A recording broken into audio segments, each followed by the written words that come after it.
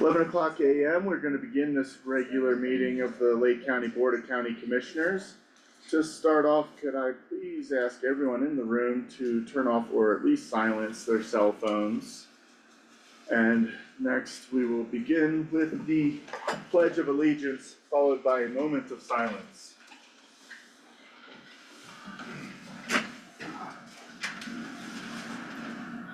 I pledge allegiance to the flag of the United States of America and to the republic for which it stands, one nation, under God, indivisible, with liberty and justice for all.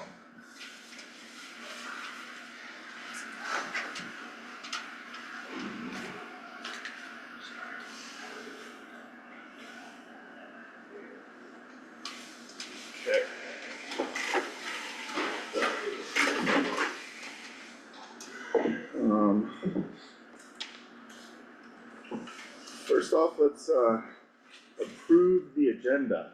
I move to approve the agenda. I'll second. Alright, to a vote? Excuse us. Sorry, I have one edit to the agenda. Yes. There is a typo on the consent agenda. The IGA has been extended to April 15th, not April 30th. Okay.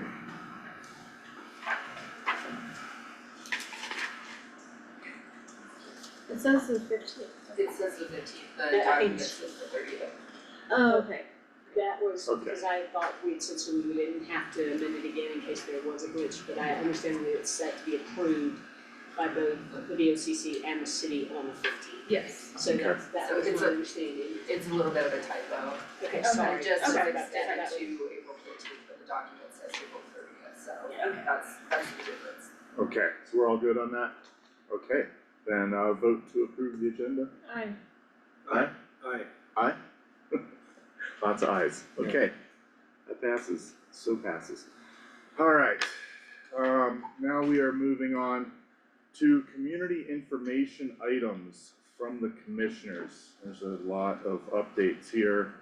Who would like to go first?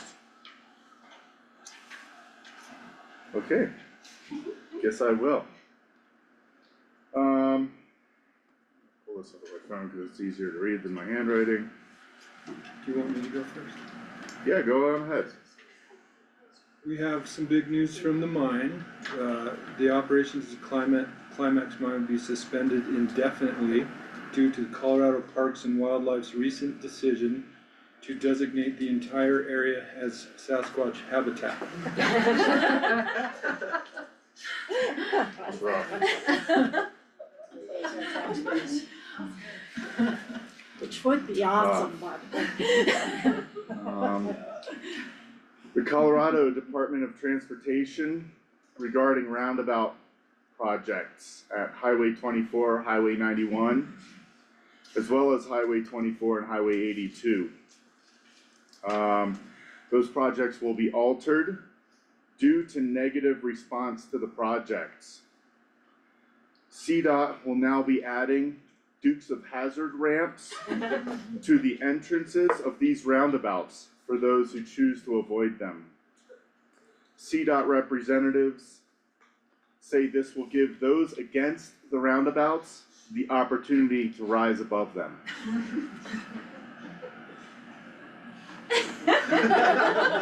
I think I will let Commissioner Bullock snooze for a little bit.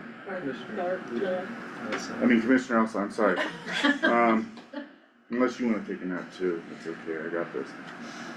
Can you do the next one? Yeah, go ahead. Lake County's newest affordable housing project, we're excited to announce. We're gonna talk about this, we're gonna call it Shredville. This is affordable housing, based on the community's mission to bring back the ski bumps. For qualified individuals, rent and utilities can be paid for with pizza and beer. Parking is free for non-running vehicles as we wanted to put the Ford back in affordable housing. Applicants will be limited to those who can show they have more than 100 skier days on their ski passes, or backcountry enthusiasts who can provide photographic proof of sick pow turns. Very good. The Lake County Courthouse The Lake County Courthouse project has been expanded massively upward. In our goal to maintain the historic charm of Leadville and Lake County, the courthouse renovation will now include a 23-story skyscraper structure. Housed within the structure will be several department stores, an Amazon warehouse and shipping hub, an indoor water park, 54 Airbnb units, and a Hooters restaurant and bar. I hear they have great wings. Do they? Alright. Okay, I think that's it for our community updates, eh? Well, I think we got a couple more. Oh yeah, go right About on. time. Yeah. There is an update on the rec center. We do have a, you okay, Elsa? Good morning. Good morning. We do have an opportunity to pursue a federal grant for the rec center through the Trump administration. The only stipulation is that we call it the Trump Center for Recreation. Done, I'm on board. Great, okay.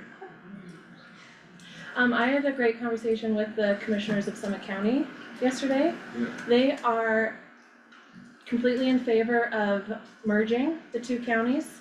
And we can just both be Summit and get all of their tax base in the future to fix our roads. Excellent. Done? Yeah, show me where to sign. Is that it for community updates? That's all I had. Okay. Thanks, everyone. Well done. Now, on to serious business. We wanted to remind everyone in the room, everyone watching, everyone online, meeting recordings are available. A reminder that all regular meetings and work sessions are recorded and available on the Lake County Government YouTube channel with transcribed and indexed videos. It's a new development. Thank you, Mr. Pete Day.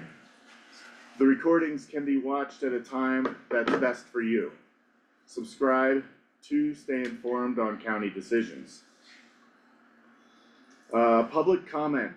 Public comment is available for residents wishing to speak on an agenda item or another issue not on the agenda. To make public comment, residents may request to speak by raising your hand in person, using the raise hand feature in Zoom, or sending a message in the chat. The chair will call on public in order. Comment is limited to 3 minutes, not including board questions. Action, if required, will be assigned to county staff. The chair may also ask that public comment on specific agenda items be held for later in the meeting because in certain instances, public comment will not be accepted, such as on public hearing items, and that will be noted on the agenda. Okay, so let's get to our public comment. We'll start with anyone in the room. Yes, sir. Go ahead and state your name and your location of residence. Rod Weston, 208 West 6th Street. And if for some reason I'm ruled out of order, I would like that documented in the record, please. At the meeting last Tuesday, afterwards, we were told that, or at the end of it, we were told we're just a small sliver of the input that had been received. We're kind of discounted, I thought. So I thought, well, it made me think about where does the start really impact? Well, the 100 block and the 200 block of 6th Street are like ground zero for that. So I went around and talked to as many neighbors as I could to find out who was opposed, who didn't care, and who was in favor. And the numbers were, there were 2 people that were adamantly opposed to it, and they provided some good feedback as to why. One of those people actually is a resident of the Western Slope at this time, but has been in Leadville for a long time and still owns property here. 2 people didn't care, and 8 people thought it was great, some of whom moved here because of that. In addition to those 8 people, Bill and Julie moved into the greenhouse across from the yoga center, he's an ultra runner, so I think we can assume that he would not be opposed to the race that he's gonna run in. And the two short-term rentals at the end of the street by the school, I kind of assumed that they would be in favor of tons of people renting their property as well, but definitely 8, 2 and 2. I did not go into the 3 apartment houses that have 1 entrance. I'm not familiar with those, I didn't want to be wandering around in somebody's space. Who knows what could happen with that. So I wanna note that. This is certainly not the end number that I would have included in my dissertation, but I think it's reflective of those 2 blocks in this community. And most of this really, in those blocks, is city issue, not county, but I wanted to let you know since you were there last week. Loud bass music all night could be done without, I think that's pretty reasonable. Parking, the person with long roots here suggested that his store, the hardware store he used to own, people park all day long and into the evening, so as the other tourists come through, they have no place to park, they just drive on. So if there was a 4-hour parking limit, that would encourage people watching the race to go to designated areas somewhere else, and then those spaces would be open for the regular tourists who come through and go to the stores, not the restaurants. The restaurants seem to be okay with this, but that might be a help. The timer beeping all night, people could do it without that. And in general courtesy, one person who was opposed to it, 4 bike guys with their fancy shirts walked down the sidewalk and pushed her off into the gutter. I don't think we could ever fix that. She's never gonna be happy with the races, and I think justifiably so. So those are the things that I found, went 3 times around. Some people weren't home, a lot of people don't really live here, they're second houses, but 8, 2 and 2 is what I came up with. Thank you. Thank you, Rob. Thank you. Okay, I see Sharzy's iPhone had their hand raised online, so Sharzy, we're gonna unmute you, and could you please state your name and the location of your residency? Yeah, hi, I'm Sharzi Gohardarakshan. I live on County Road 4, otherwise known as Turquoise Lake Road. And I just wanted to speak on the new housing development that they're building up the road from me, or want to. It says affordable housing in the plans, but just from what I've seen, that's A, not affordable, and B, it's yeah, I don't think we need more houses. That's just my opinion. And affordable around Leadville has become $500,000 because our neighbors next door, all the houses in Summit County are $1 million. So yeah, if you consider $500,000 affordable, sure, but and there's no guarantee that it's gonna be for actual residents. My opinion is that it's just going to get turned into more Airbnbs and kind of push people out. I've lived here 10 years and I've lost a lot of friends because it's just become too expensive to live here. And that's my thought on that. Okay, thank you, Sharzy. We'll be discussing that more in depth later if you wanna stay tuned and hear what we have to say about the agenda item regarding Timber Ridge. And then feel free to reach out to any of our county staff or the commissioners directly if you would like to have further discussions on Timber Ridge. Could we actually follow up about it so that we have staff, because some of the concerns I think are getting addressed in some other areas, like Airbnbs with our permitting. I'm not saying it's gonna answer all the questions or be like a happy answer, but I do wanna say that, I do wanna make sure that Sharzy gets information about all of that. Yeah, absolutely. Sharzy, would you mind emailing any one of us and we'll make sure that we get you some more information, or you can send your email in the chat and we'll be sure to reach out to you. Yeah, I'll put my email in the chat. Thanks. Thank you so much. Okay, next hand raised was Mel Wigan. If you wanna unmute yourself, state where you live, and go ahead, Mel.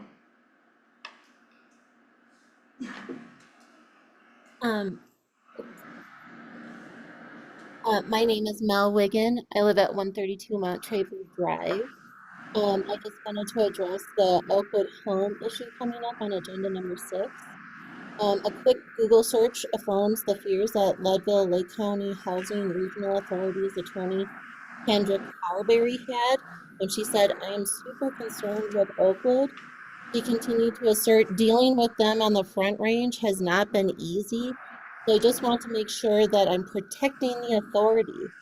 When I looked it up on Google, the Better Business Bureau reports 82% of customer reviews being negative, overwhelming reviews, nightmare of a company. So I'm just saying, or asking, or pleading, just say no to agenda item 6. No red carpet treatment from multinational corporations such as Berkshire Hathaway at the expense of taxpayers. And I also am wondering, how was statute CRS 188407 followed if there was no public notice for bids? Your slideshows, showing you guys are onboarding the new BOCC with these statutes pertaining to what you may not do. CRS 188407 says that you may not award contracts without due process or fundamental fairness. So I'm just wondering how other local contractors or financiers were given the fairness to address this reset, as it were. Okay, first off, you're breaking up a little bit, so I'll do my best. We will do our best to answer everything you brought up there briefly. We can also follow up if you wanna email more clear questions and show us what, your information that you have uncovered regarding reviews of Oakwood homes. Right now, we've got a pretty large group, and we've got dozens of people working on this. And I find it hard to believe that every single person who's involved in this project is gonna miss these types of things, or that we would be doing anything outside of state mandated regulations. However, if you would like proof of this, that we're following all applicable rules, we'd be happy to follow up with you on that and show you where our guidelines are and how we're following them. So you have our emails, feel free to reach out, and we can answer you with information from appropriate staff. Thank you, Mel. Anything else that anyone from staff or the other commissioners wanted to add to that? Okay. Okay, does that conclude the public comment portion of the agenda? We're moving on to agenda item number 1, calendar work session and regular meeting agenda review led by Sandra Pettis. And thank you for making your way up through that maze of cramped chairs. Sorry, I should have been paying better attention. Alright.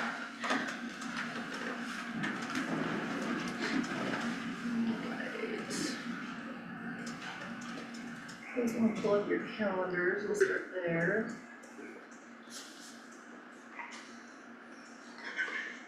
Okay, Monday the 7th. Looks like we have the Housing Coalition monthly meeting from 6 PM to 8 PM.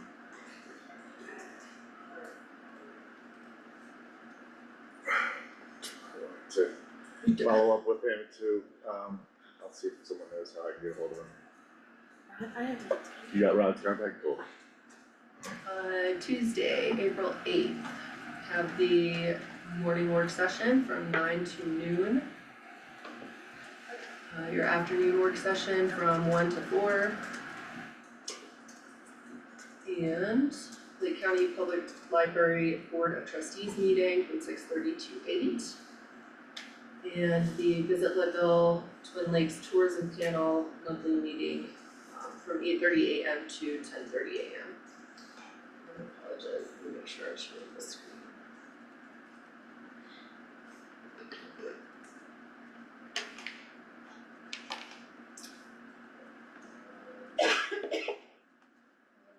On the 9th, we have community coffee from 8:30 to 10.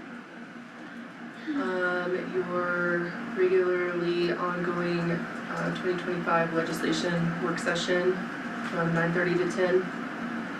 I need to check with Bryce because I'm not seeing these on your calendars still, the Arkansas Basin Roundtable regular meetings. So I'll follow up with him on that.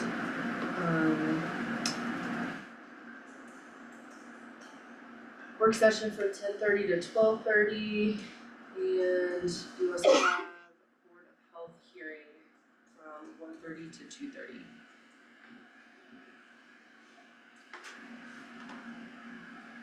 There is not a planning commission meeting on the 7th? Not that I saw. Oh Okay. my god, I'm looking at the wrong week. Sorry. The 14th. Oh, it's 14th, okay. Second work. Oh, I thought it was bi-weekly. Okay, April 10th, Leadville Sanitation District Board of Directors meeting is from 3:15 to 5. And the Recreation Advisory Board meeting from 6 PM to 7:30 PM. Friday the 11th, Twin Lakes Community Coffee, 9 to 10. Okay, all good. Looks good. Move on to work session agendas for next week.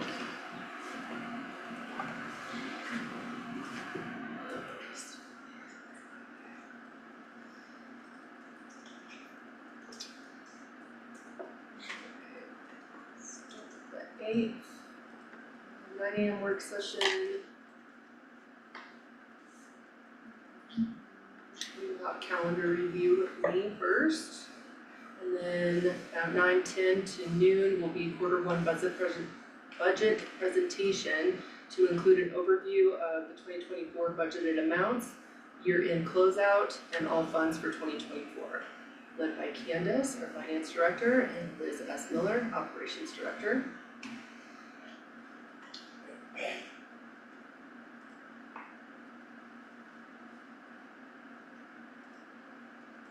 And at the 1 PM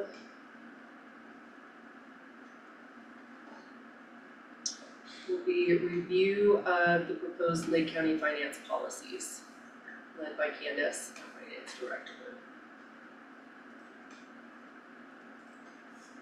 On to the 9th.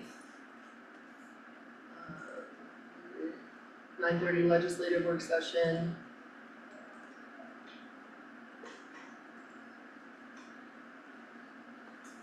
And at 10:30, 10:30 to 11 will be a discussion and overview of the Intermountain Transportation Planning Region.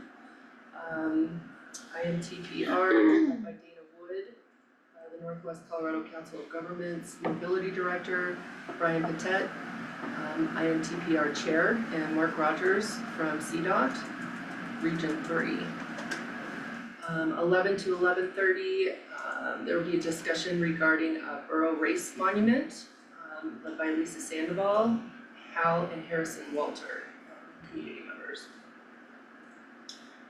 And then 11:30 to 12:30 will be a presentation and update on the courthouse renovation project, led by Colleen Uneda from Dynamic Program Management.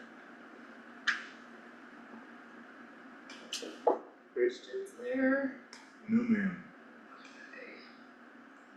Take a peek at the draft for the 4:15 regular.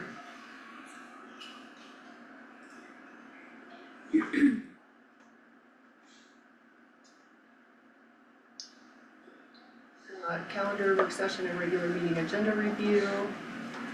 Communications update and review with CME, our communications manager. Number 3, discussion and consideration for the adoption of resolution 2025-13, a resolution to appoint the Lake County manager. Discussion and consideration for the adoption of resolution 2025-14, a resolution setting regular meetings for the Board of County Commissioners and public postings, led by Claire Hathaway. Discussion and consideration of a request for proposals and RFP for an architect of record for the courthouse renovation project, led by Lauren Snyder.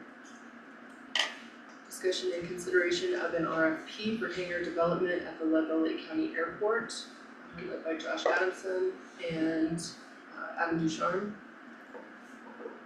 Discussion and consideration of an RFP for a new computer-assisted mass appraisal system, CAMA, to provide responsible valuing of real and personal property in accordance with Colorado state law, led by Mark Wadsworth, the assessor.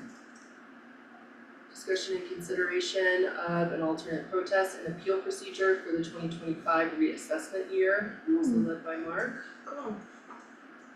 And his third item, discussion and consideration of an agreement with the Masters Touch LLC for mailing notice evaluations for the assessor's office. Discussion and consideration of a master service agreement with Airtable for a flexible software tool to streamline processes and practices within the county, led by Justin Morris, our information technology and data manager, and Liz S. Miller, operations director. Discussion and consideration of a PSA with 110% ink for cost of service analysis update for the pros department, led by Duncan Chisholm, pros director. Discussion and consideration of an amendment to the PSA with Mead and Hunt for the Leadville Lake County Phase 3 off-airport planning support services, led by Adam Ducharme.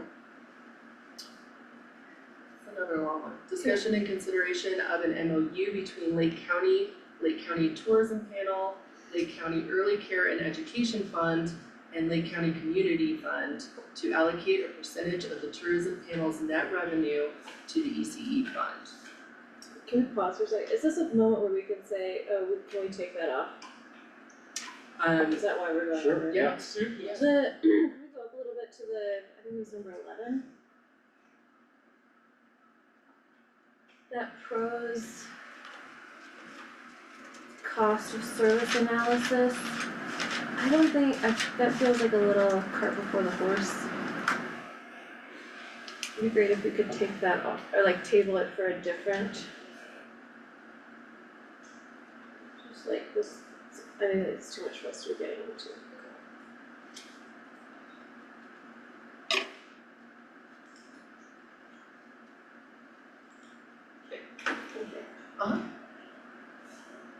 Let's see where we're at. I think this one, right? Yeah, this is led by Adam Ducharme.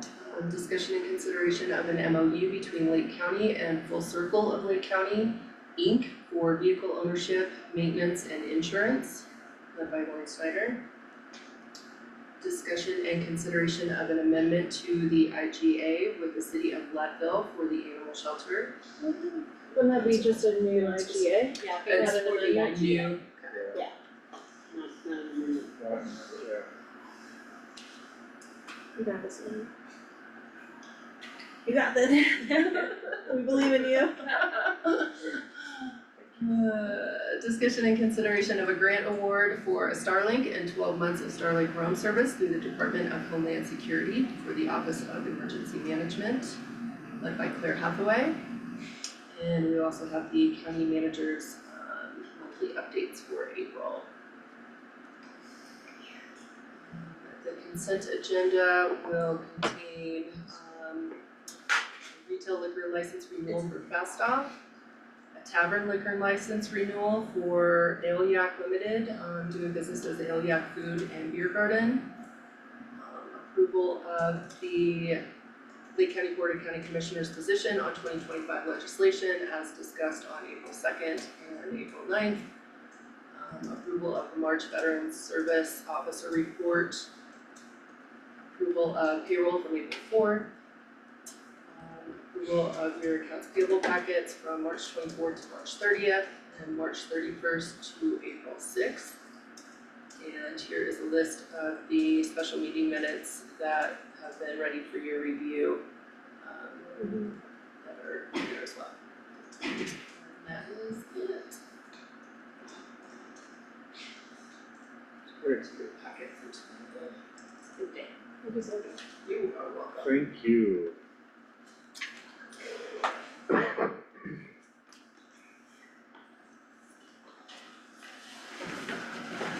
Okay, next up we have.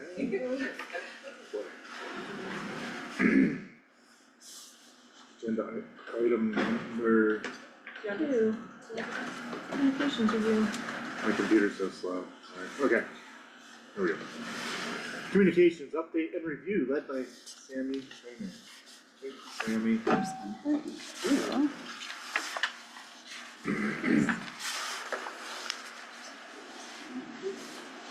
Just kind of follow up to last week work session. So these handouts have our website analytics from last year. And then on the next page is, sorry, I know it's really small, I couldn't make anything. Just more for your information. And then, so we had to restart our Facebook page in December because it got removed for no real reason, but these are the kind of overview analytics from December to today for Facebook. And then for Instagram for the last 6 months.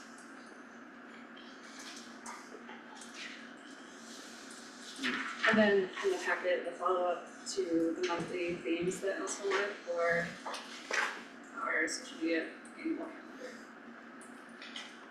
Hey Sammy, what are like on the Instagram thing, what, do you have any ways to describe what the really huge spikes are? I could go back and look. It's usually like a popular post that gets shared around Okay. a lot. Okay,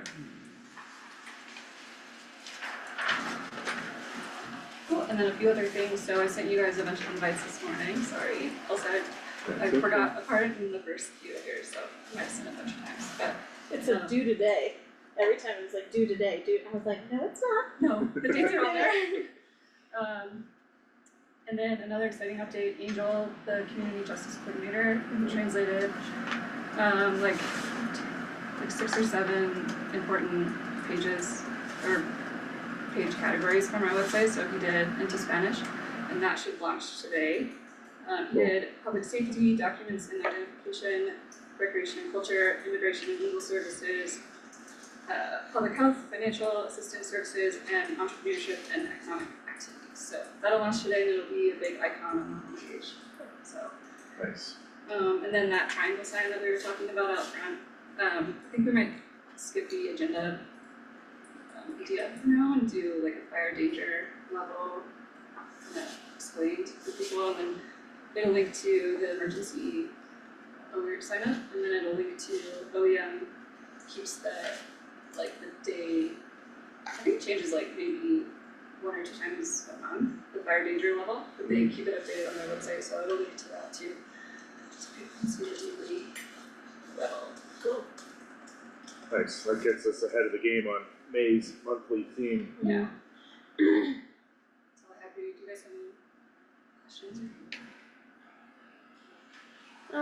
I think I really appreciate what you've done here about the different themes. I do think it'd be wonderful to kind of see the board's priorities built into this, so that what we're communicating isn't just kind of like operational themes, but also what's coming from us that we're trying to communicate. Would be awesome to build that in, and then to also see that built in to the calendar. Yeah, that's a big project. Yeah, I know that's a big project, I totally get it, but just to see like some more comprehensive packages about what we're trying to communicate about our priorities, what work we're doing, etc. Yeah. Would be awesome. Okay. Thanks, Amy. Great. Before we move on to agenda item number 3, in the interest of efficiency of staff and operations, I wanna make sure everyone in the room is aware that there was changes to the agenda. And that there is nothing on the agenda today regarding the coroner, Alex. So I just wanted to make sure you knew that the agenda had does not include anything like that, and if there, I don't want you to have to sit in those amazing chairs all morning. I'm where I'm here purely out of civic interest. Okay, awesome, great, I just wanted to make sure. I'll have to leave for another meeting soon. Okay, I didn't have anything else to do, so it's in. Hey, I appreciate interest for that. me to be here. awesome, okay, I just wanted to make sure you weren't wasting any time. Thank you. Yes. Okay, agenda item number 3, discussion and consideration of the adoption of resolution 2025-08. A resolution of Lake County, Colorado approving the transfer of previously appropriated monies between funds or between spending agencies of Lake County, Colorado. And adopting a supplemental budget and making supplemental and revised appropriations for Lake County, Colorado for the fiscal period beginning on the first day of January 2025 and ending on the last day of March 2025. That was a mouthful. This will be led by Candace Bryans, the Finance Director. Thank you, Candace. I might just have you scroll down to the table. Thank you. So we've got a couple of items. Sorry, Candace, hold Sorry. please, no, my bad, we'll cancel all of that. Okay. Go back to Teams.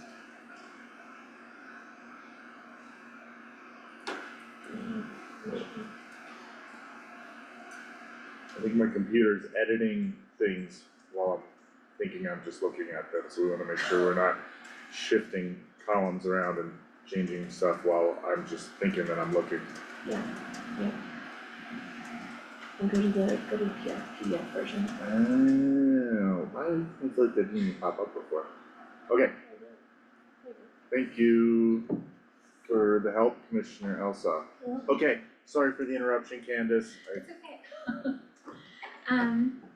So we are going through just order 1 supplemental, so things that would be a movement of money that looks a little different from what we approved in the budget. And some of these items were decision items that were made by the previous BOCC that we made the decision and recorded it, but then never actually submitted the supplemental. And so we have to submit supplementals, we have to post them, approve them, and then I move them around in the budget and actually submit that to DOLA. So this is just to formalize a lot of these items that were previously decided. So the first one was approved by the previous BOCC on December 13th, and that was to move $150,000 of general funds to the Community Contributions Department.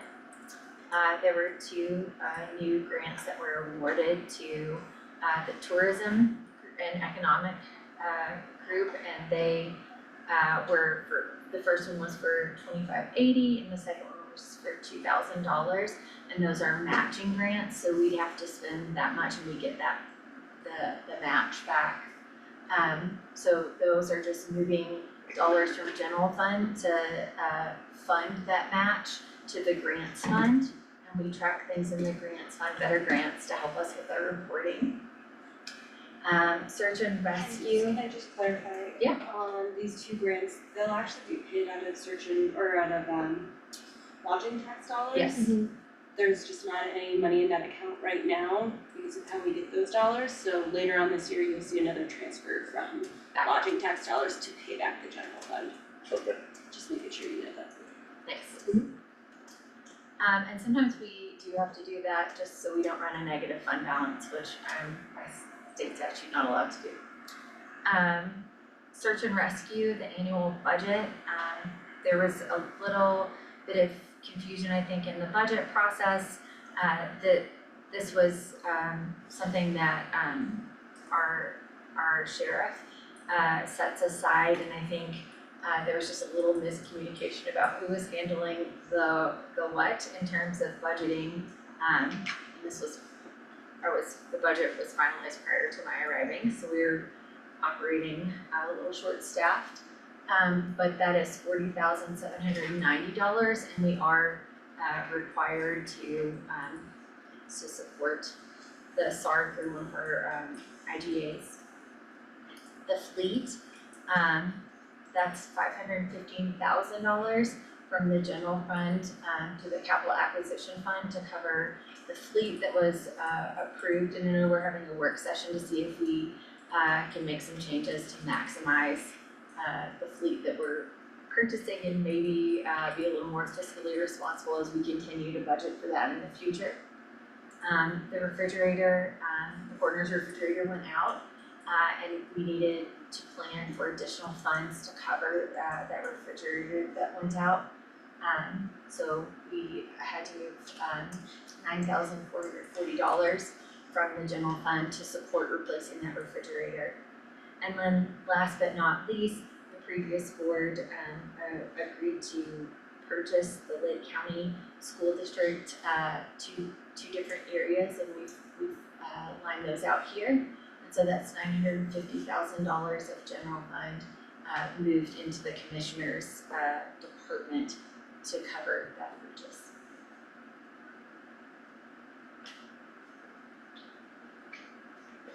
So just to provide clarity, every quarter we allow people to submit supplemental requests, do a work session with the BOCC to let them ask in-depth questions and get support for some of those ideas. And then we bring these, after they've been posted publicly, we bring these here for adoption.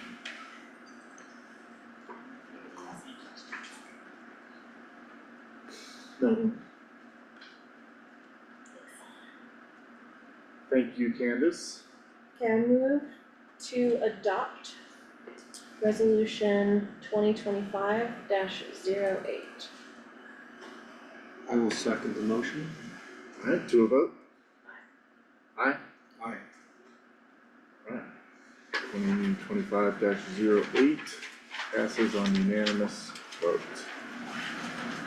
Great, okay, moving on, agenda item number 4. Discussion and consideration of the resolution 2025-12, a resolution amending the signage regulations in the Lake County Land Development Code. This will be led by Melissa Kendrick. Thank you, Melissa. Yes, good morning. I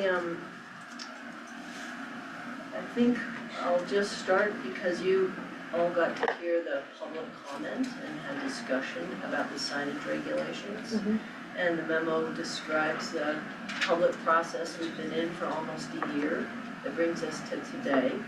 And so what I'm gonna add is really sort of the planning commission's discussion. We had a little bit of public input that evening to talk about primarily 4 different items. We had somebody submit, a member of the public, some comments that I would deem sort of minor in nature. I know he was very passionate about them and not to diminish their importance. And I'm gonna walk you through those, because the first one was a concern about the 15-foot height of our directory signs.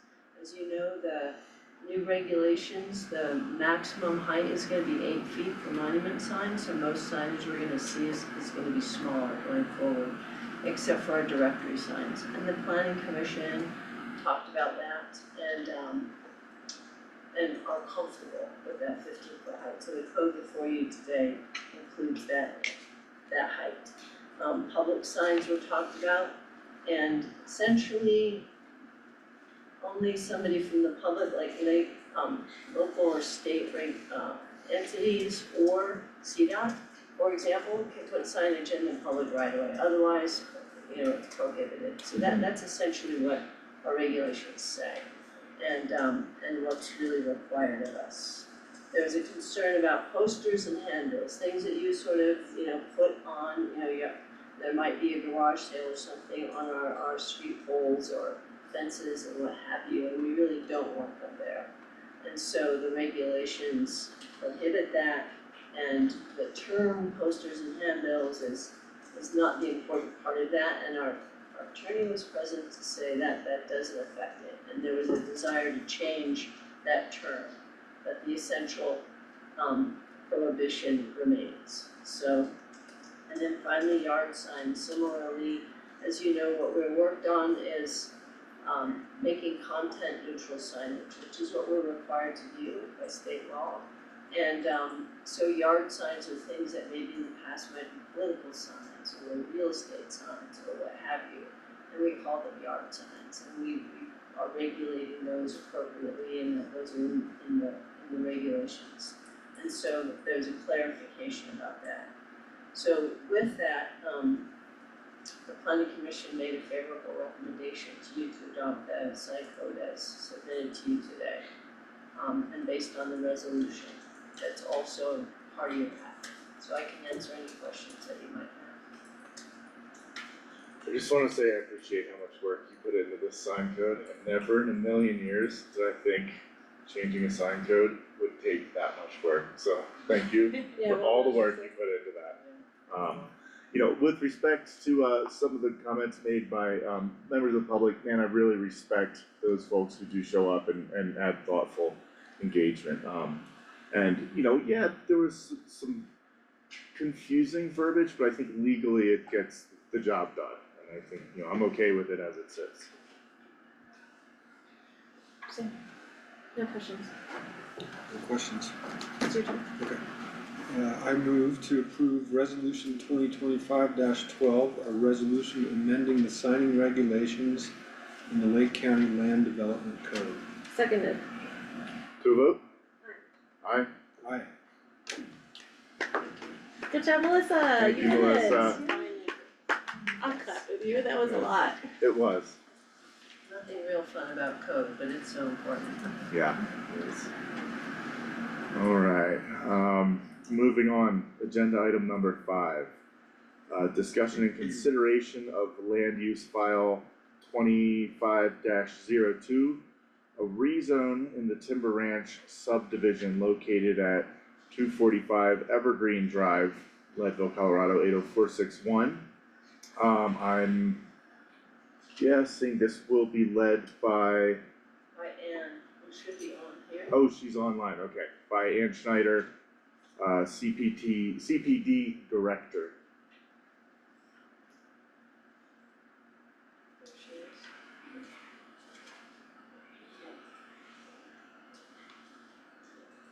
Okay, can you hear me now? I'm sorry, I'm having, Sure can, loud and clear. very good. Well, please forgive me for not being in person. Still struggling with kids being sick on a rotation right now. So today what I have for you is a recommendation on the rezone for Timber Ranch. So I'm going to go ahead and read that recommendation into the record from the Planning Commission.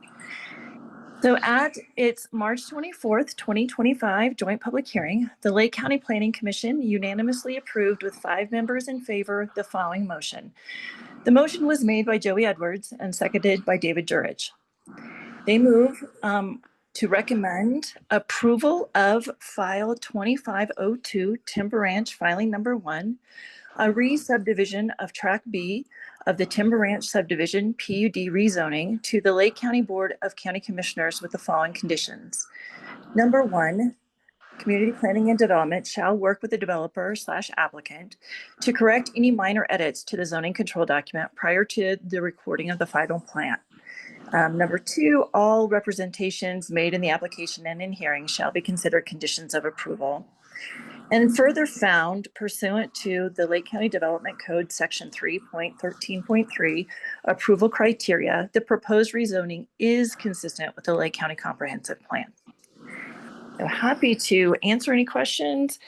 Really, there wasn't any additional deliberation once that the Board of County Commissioners left the room on the matter that we would want to share with you today. So it was pretty straightforward, and the decision or recommendation that was brought forward to you by the Planning Commission was consistent with everything that the board heard during the public hearing. Okay, great, thank you, Ann. I want to go on record, with regards to concerns over the zoning aspect of this. And additional traffic on Evergreen, Sawatch, and Mount Lincoln. As it sits, we're looking at increasing the density allowable on that lot. And it is my understanding from what I have heard in the planning commission meetings that there would be no changes needed to Evergreen Drive and in connection Sawatch Road. I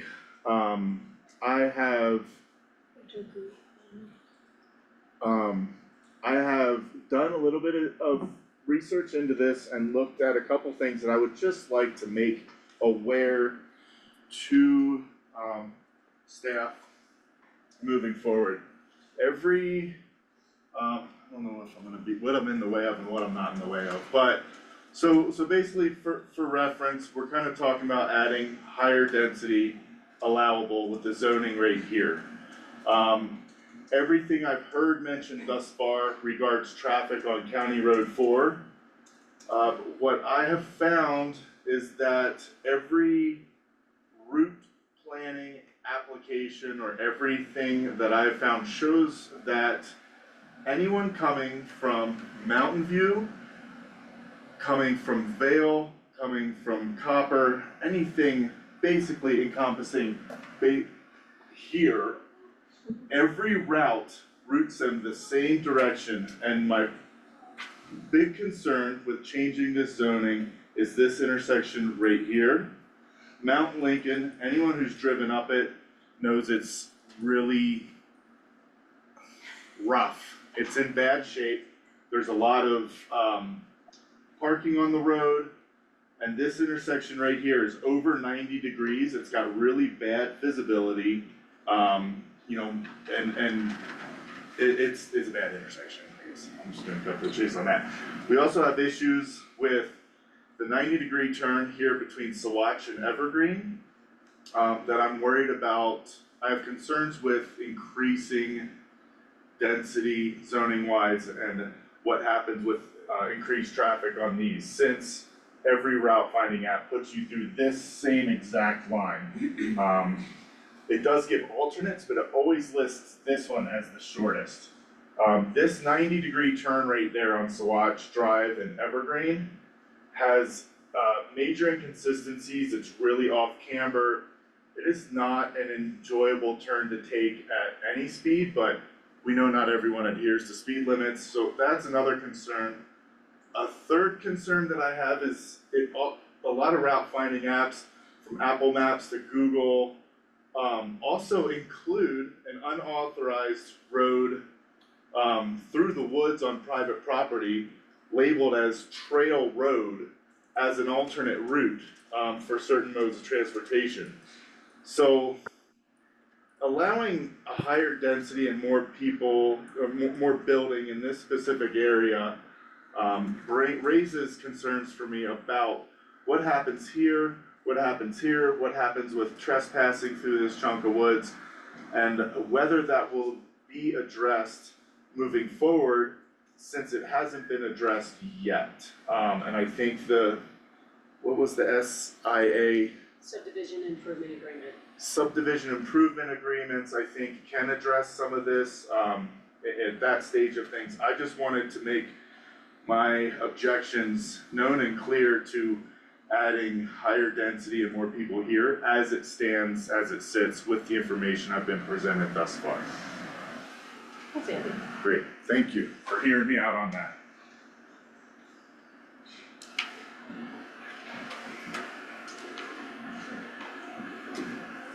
Would you like any staff response to any of the review that went into traffic impact, or would you just like to move on?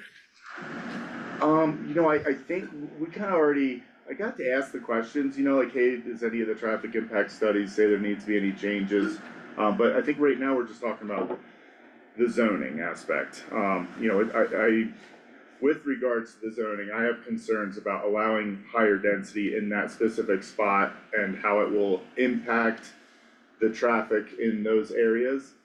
And ultimately, if there are problems and unintended consequences that arise from changing this zoning, is the county gonna be on the hook for making all the necessary improvements? Are the Lake County taxpayers gonna have to fix all these intersections that, are problematic now, but will they be so much worse that we're gonna be left with no choice regarding the zoning aspect? So I would like to respond, just a bit, Yeah. for just some points of clarification. So Lake County is currently in an impact fee study, to look at these exact kind of issues. And I will just mention that, two of the roads, we're talking two are collector roads, Mountain View Drive and, County Road 4. And the other two are local roads, Evergreen and Mount Lincoln Drive West. Those two are, considered local roads. So the traffic study does take into account, and what the land development code looks at is what is the, roughly proportional impact of the development, or the direct impact, and the outcome of what we would impose on it would have to be roughly proportional to that determined impact. And so traffic counts were done, in August last year on collector roads to look at what those volume counts were in respect directly to the density as proposed. So those were looked at by Kimley Horn, who was the applicant's engineer, and then reviewed by SEH, the county's engineer, before determining, what, if any, additional improvements were needed in order, by the developer in consideration of the density. And, so I think just those, points, whereas, certainly there's thoughts about the condition of the existing roads as they're naturally occurring. And so that too will be something that we'll be diving into the comp plan review process to do an inventory and look at with Public Works of what the existing condition of those roads are, but also thinking in terms of what is the responsibility of collector roads and local roads to be able to serve the community, and kind of creating a pathway forward, in order to establish baselines for, delivery of services of those roads. So just wanted to add that on, that there's, certainly very much appreciated, the concerns, and that there is ongoing coordination and work, regarding how we, manage and consider impacts to the roadways. Great, thank you, Anne. Is there anything else anyone has questions or wants to add to this? Can you just remind Sharzy that public comment is closed for this? Right, yeah, Sharzy, if you didn't catch that, we are happy to follow up with you at a future date. Reach out to any of us, reach out to staff, but for now, we have concluded public comment. But again, yeah, we're happy to engage with you, further about this if you have any more questions. Just maybe I appreciate your point, Andy, that it's something that we as a county will need to make sure that we're keeping up with, but I believe that Melissa, tell me if I misunderstood you, but,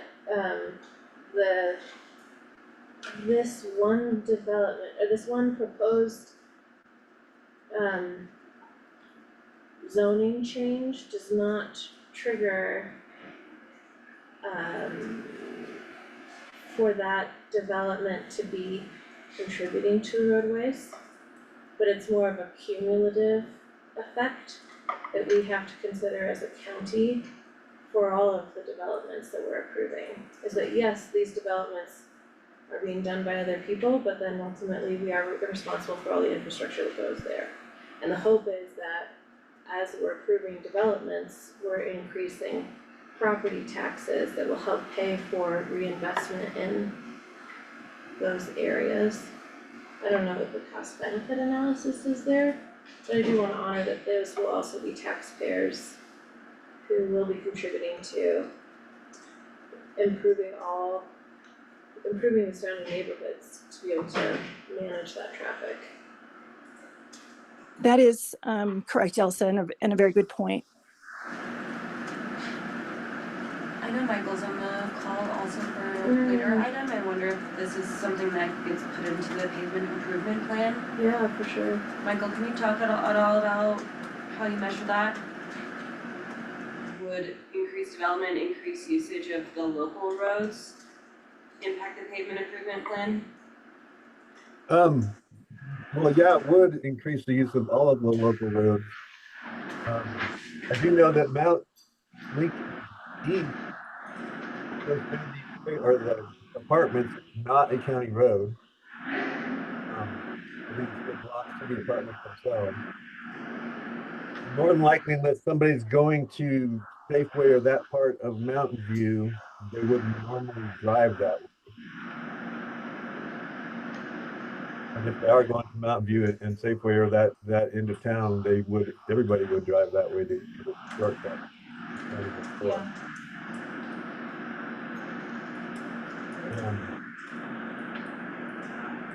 I think it's a well thought out subdivision, especially the roads within it. From what I saw, I think it's better than one across the street.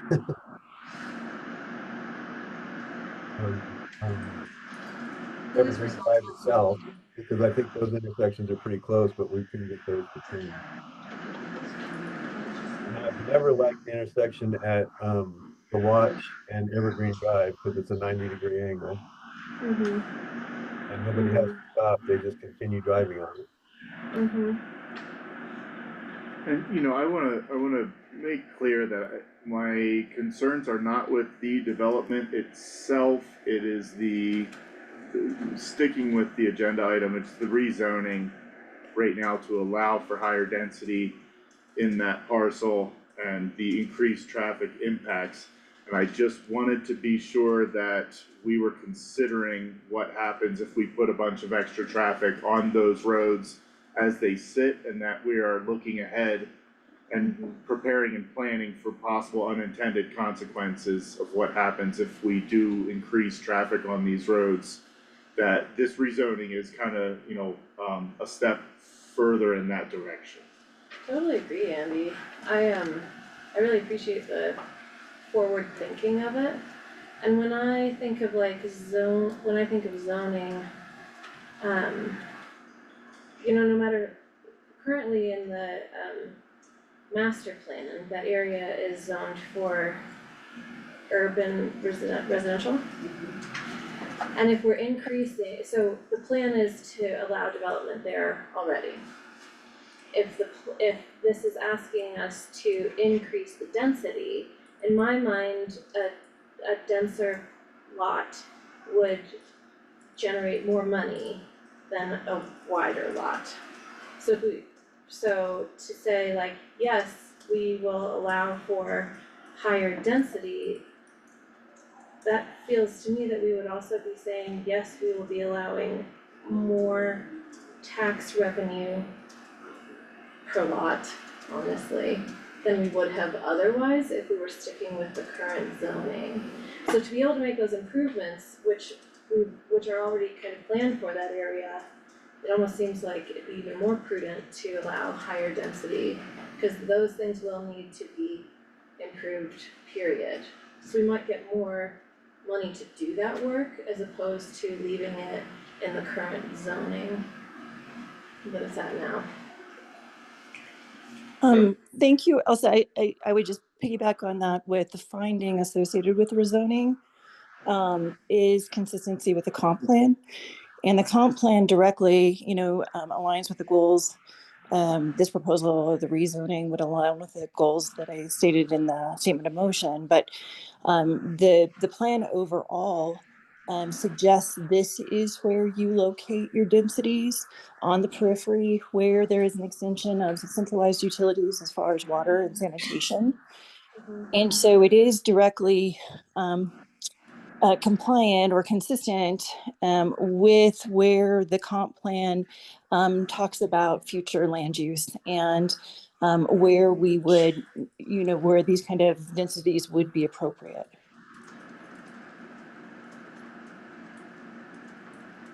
Yeah, great. Yeah, we are in a housing shortage, definitely. We need to figure out where we can add. I just wanna make sure we're looking ahead and have stuff on our radar that might be coming up as an issue and are able to explore options with how best to offset some of these negative impacts.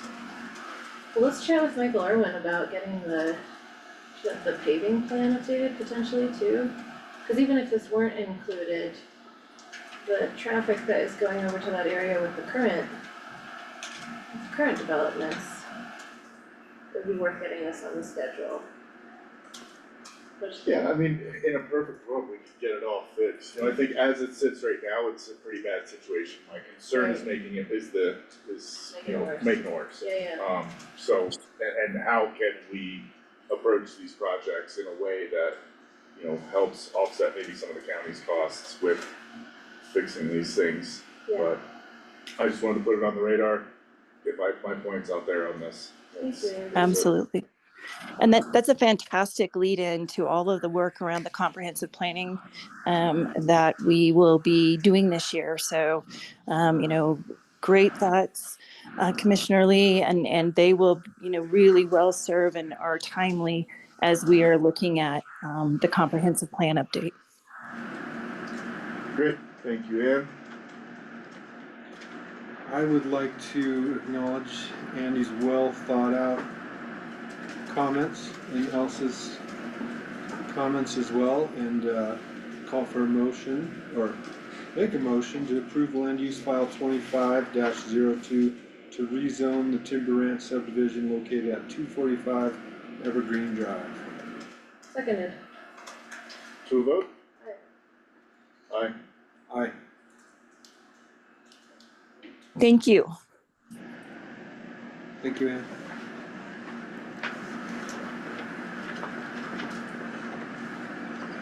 All right, I would like to take a pause here for a few minutes for personal privilege break. Thank you.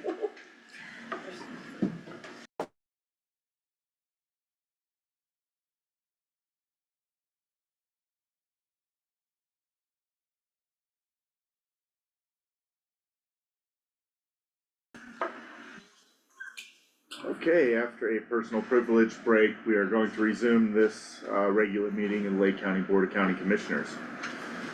We are moving on to agenda item number 6, a discussion and consideration of a PSA with Solution Builders, an Oakwood Homes company, for the development of the housing at the 10-2 project. This is led by Jackie Wellahan, Housing Program Manager. Thank you, Jackie. Thank you very much. So this conversation is regarding our project at Housing 10200, the 2 sites that are located on West 6th and West 3rd Street by the hospital and below the high school. We're very excited about the conversations that we've been having with Solution Builders.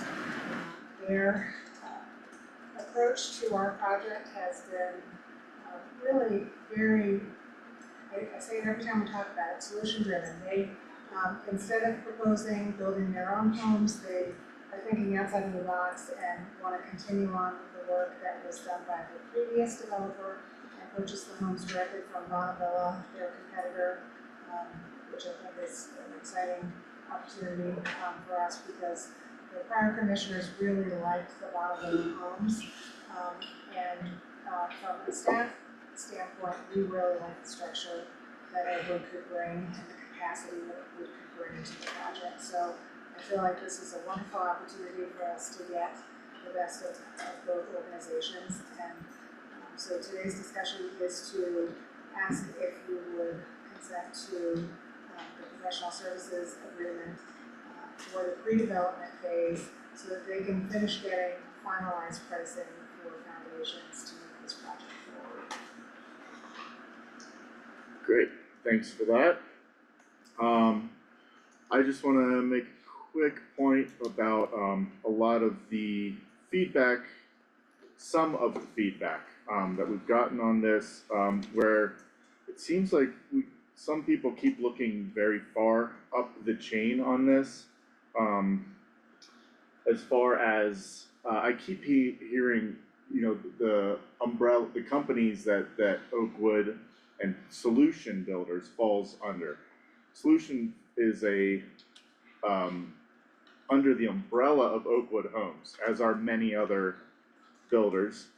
And Oakwood falls under the umbrella of, Berkshire Hathaway. But for some reason, that Berkshire Hathaway thing keeps being a sticking point for some people in the community. And it is just a small company under this giant umbrella. If we're really trying to avoid Berkshire Hathaway altogether, then I think we're gonna stop using Duracell batteries. We can't eat Dairy Queen anymore. We're not going to be able to insure our cars with Geico. We can't buy bricks from Acme Brick Company. We can't buy baseball bats at Brooks Sports. This list is extensive and it goes on and on. So the idea that by us working with a company under Berkshire Hathaway, that this is somehow, something we should avoid, I'm not really understanding the connection there. It's just such a massive corporation and too many things. Our staff and as well as dozens of people have vetted this project from multiple angles, and we've taken input from all different directions in the community. I have full confidence in our staff that everything that we're doing here, this started with the previous board, and everything that I've seen with it and the people working on it are competent, they're making the right decisions, they're doing what's best with the money we've been given, grant funding, to build a affordable housing solution that gets us a step in the right direction for the people in this community who need an affordable housing option. I think that's all I really wanted to say on that right now. I had a lot more, but I'll cut it short.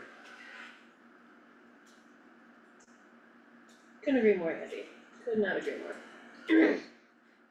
Anyone else have anything to add to this? I'm Alright, coming back, just a second. I move to approve a PSA with Solution Builders and Oakwood Homes Company for the pre-development of the housing at 10,200 project. I'll second the motion. to a vote? Aye. Aye. Aye. Agenda item number 6 passes on unanimous vote. Moving on to agenda item number 7, discussion and consideration of a first amendment to the Memorandum of Understanding, or an MOU, between Lake County Build-A-Generation and the Lake County Public Health Agency and the Lake County Board of County Commissioners to discontinue the provisioning of internet, telephone, IT, and printer services. This is led by Liz Miller, Operations Director. Good morning. So one task that the operations department has been diligently working on is auditing all of the different accounts. And working on that, I was like, hey, wait a minute, why don't we pay for LCBAG's phone? And then I found the MOU, and I learned that we were to provide IT services, printer services, phone, and internet, which I think made a whole lot of sense when Public Health Agency and Lake County Build-A-Generation were in the same office. However, with the move, I think we kind of had some legacy agreements in there that I worked with Carly, the executive director, to clean up. We made sure that they had all those services in place, we're good to go before we discontinued any of the services, and she was very amenable to this change. So this MOU is going to solidify that. Why is this not on a consent agenda? Sorry, Matt. That's okay, It just seemed like a really easy, is it because of the cost? No, I think it was more because of, as Liz mentioned, the legacy services that were provided and such like that, just so if there was any question as to why we were no longer, the county was no longer providing that support. The explanation is, curious to provide you that explanation. Oh, super easy. Okay, well, I'll move to approve, First Amendment to the Memorandum of Understanding between Lake County Build-A-Generation, the Lake County Public Health Agency, and Lake County Board of Commissioners to discontinue the provisional the provisioning of internet, telephone, IT, and printer services. Seconded. To a vote? Aye. Aye. Aye. Alright. That passes on unanimous vote. On to agenda item number 8. Discussion and consideration of first quarter updates from the Water Enterprise Board, led by Bryce Ehrlich, Water Resource Program Manager. Thank you, Bryce. Thank you, Board. Just wanted to give you an update because when we passed the water marketing policy under the previous board in December 2024, there was a provision in there that the Enterprise Board will be updated on the enterprise every quarter. So you've been here less than 3 months, but this is your quarterly update. I figured, we had another water-related item to discuss, so it'd be a good chance to just give you a brief update on where we're at and kind of where we're going to be going in the next few weeks. So the water enterprise, we're working on some final behind-the-scenes thing. The water marketing policy that was passed by the previous board basically solidified how the county was going to contract out its water rights, but we still need approval from the State Division of Water Resources. They have to sign off on everything before we move any bit of water. And then the bigger thing is we're also due for a renewed intergovernmental agreement with the City of Aurora. So the City of Aurora basically is tied intricately, inextricably from the Lake County Water Resources. Our IGA with them that it previously covered kind of the previous 10 years of water use expired at the end of 2022. So we're actually pretty overdue on getting a new IGA, but Aurora is just basically in good faith upheld the terms of the prior IGA until we get this new IGA across the finish line. It's not going to be too different. We're just kind of building in some things, we're clarifying some language, and we're also making sure that the water mechanisms we need to make our enterprise function correctly are very crystal clear outlined in the Aurora IGA. Because Aurora actually is in charge of releasing and controlling some of our water. About half of our water comes from Aurora's accounts every year. So they release it out of the dams on our behalf and we coordinate with them and all that stuff. So just need to be the ability to have those agreements very legally sound. I'm meeting with the City of Aurora staff tomorrow. They're actually coming up to Leadville, so I'll have another discussion with them. But it's kind of in the realm of the lawyers right now. Our engineers have looked at things, our water staff has looked at things to kind of make sure it looks good, and now we're having the lawyers do the final check to make sure nothing is gonna bite us after the fact. So that's under lawyer review, but I just want to let you know that's a really big agreement. The City of Aurora is a great partner, though, than they have been historically, and they kind of have to be because they have a lot of future water planning in the county. The Box Creek Reservoir being the biggest part of that, and so we're tied into the Box Creek Reservoir planning, but in the meantime, they're tied into our current operations until we get to that. There's been lots of interest from residents of the county, so as we've kind of introduced this water enterprise concept and let people know that it is on the way after several decades of work, I've started to get a lot of interest from folks. So there's folks that want to put an ADU on their house that maybe their current well doesn't allow, right? Another housing unit. There's several interest from several people that want to split one lot into two, so they can have go from one housing unit or one set of housing units with ADU to two, which was built into the plan as something we wanted to incentivize curing failed share wells. So there's a lot of wells down in the southern part of the county that are 5 or 6 homes on the same well, and that well does not produce enough water to serve those 6 homes. Those are some of the biggest clients that really need this enterprise to come online to solve kind of an intractable problem otherwise we would have. And then just recently, even yesterday, I met with someone that's looking to develop a micro resort. So we're starting to get some commercial interest as well. And so as we discussed, and we need to discuss further, as the board, this was really meant to incentivize housing in parts of the county that maybe had barriers to housing before, but we also allowed that commercial use on a much more discretionary basis, right? Just because we don't know what's gonna come up and what demands they're looking to solve or address. And so I knew that RV parks and stuff would come along eventually. This is a micro resort, so kind of like a tiny home, half circle of like 6 or 15 cabins like you can see in Moab or Montana are pretty common. But I let them know they're gonna be the guinea pig. They're gonna be the first big commercial user to come in front of the board, and so they should expect extra scrutiny and just, gonna have to advocate their position a little bit more. We ask lots of questions. Yeah. Thanks for putting that on the radar. Absolutely, and I just wanted to make them aware that, we we have very limited water, and so this water is meant to go towards the beneficial use of the county, and so they need to have kind of that lens on their project. Can I just ask Chris a clarifying question? Would that come in front of us, like water issues, would that be like land use, similar, like a quasi judicial situation up here? When it comes to if they're going to be, you know, essentially selling, for lack of a better word, units and such from the water and hydro sample. Yeah, but in a quasi judicial, I'm just wondering, like, say somebody comes up to us and says, hey, we wanna buy water from you, is that a time where we would be like, sorry, you have to talk to our water enterprise person, we can't hear this until it's in front of a public hearing? Well, it depends on if it's a specific project, yes, you should treat it like a land use application. But there's not a commission set up that hears it before you. Yeah. Is that what you're asking? Like, there's not a planning commission. There's a water commission, for that. Just trying to understand where our boundaries are in terms of hearing conversation, public comment. You know, we're trying to hold really tight lines around land use. I'm wondering if legally we have to treat this the same, or is it slightly different, so that we can understand our role.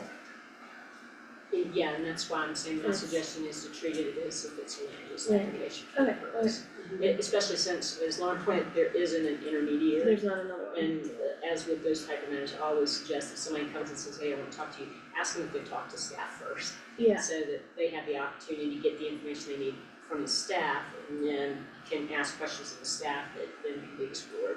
For sure. All is necessary. For sure.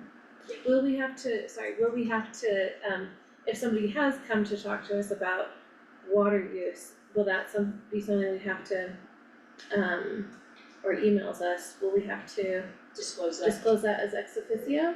Potentially, yes, if it's a specific project that they're asking about, yes. Cool, okay, thank you. Because you guys sit as the board of Yeah. the water enterprise, you have the final authority and your vote actually approves any given contract. Right. So, but in this case, you know, this person's gonna have to go through a land use process. Mhm. And so you will hear this case Through land use. through multiple lenses, right? Through a land Yeah. use approval process and then the water approval process as well. So you'll have a lot of time to get your head around the full scope of it. And it's not just gonna be a very isolated, here's how much water they want. Okay, cool. So, you know, once we get the new IGA going, that's kind of in that back and forth, right? It might take a little while longer. It's taken longer than I wanted to. Honestly, my goal is still to have the ability to sell this water, or contract this water out and have it fully implemented by this building season. And I know we're getting really into it because I hear people and, you know, this is the time of year when you're planning for this building season. But it's kind of out of my hands and we're waiting on some other approvals from some other entities. So still working as hard as we can and as fast as we can on that. But that brings up that, you know, I have a question mark about having a work session. I went ahead and scheduled one for May 15th. We have a work session on water, so you can bring your specific questions. My theory is by then the water will be flowing and you'll be hearing a lot more of your constituents' concerns and things coming out by May 15th. And so it might be a really good time to talk about those issues, but also just to explain to you a little bit more of the basics and answer whatever questions you want on Lake County's water rights, how the enterprise will work. Our engineer is going to be in attendance at that, so you can answer some more of the technical questions and the administrative questions at the state level. So are you hoping to have the IGA approved by May? that would be really nice. Like after our work session on? Yeah, I mean, I hope at least that work session, I'll have a finalized agreement essentially, like we might have to cross some T's and dot some I's, but the bulk of it will be finalized and ready for you to review. And like I said, it's not too terribly different, but there are a couple of mechanisms we need to change to make sure that we can get our water whenever we need it from the city of Aurora. Thank you, Bryce. Yeah, if you have other questions though, we can answer them now. Not me. I do not, or do I? Okay. I acknowledge that. Acknowledged. Second the acknowledgement. Alright, so acknowledged. Alright, agenda item number 9. Discussion and consideration of an augmentation water supply agreement, between Lake County and Mount Massive Golf Course. This is led by Bryce Ehrlich, Water Resource Program Manager. Is there anything else we need to add before we get into this? Yeah, I made a mistake. So there were some issues, wires crossed with the transition. This was already actually signed by the chair. I asked him to sign it, knowing that, we're gonna talk about it today, so it would be more of a ratifying of a previous approval. Well, to approve and then ratify, Chair Lee's signature on the agreement. Yeah, is that how I say I take that back? The signature? Yeah. I ratify that signature. You don't take it back, you're just asking your colleagues to approve the agreement with you and ratify your signature on it.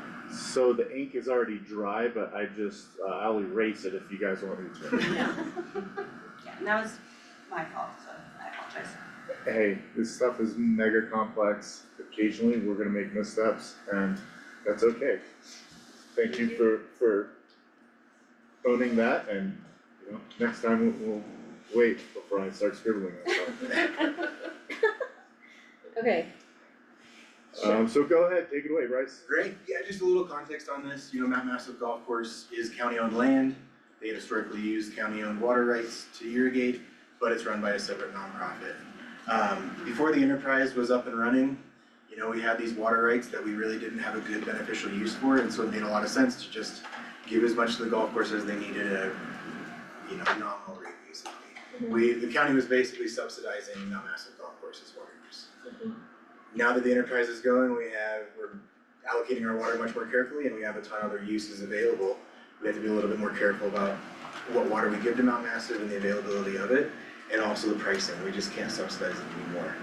So it's gonna be a transition, they use about 50% of our water. We're looking for ways to save and efficiencies there. But the long and short of it is we have to start moving Mount Massive Golf Course to a more of a market price of their water. And so this is about halfway there. We're gonna do it in steps. But the city of Pueblo owns a ton of water up here. They lease water to everywhere, including, Titan AU gold mine and things like that. They set the market price for our county, and the golf course was paying about half that. And so we're splitting the difference. It doubles their bill.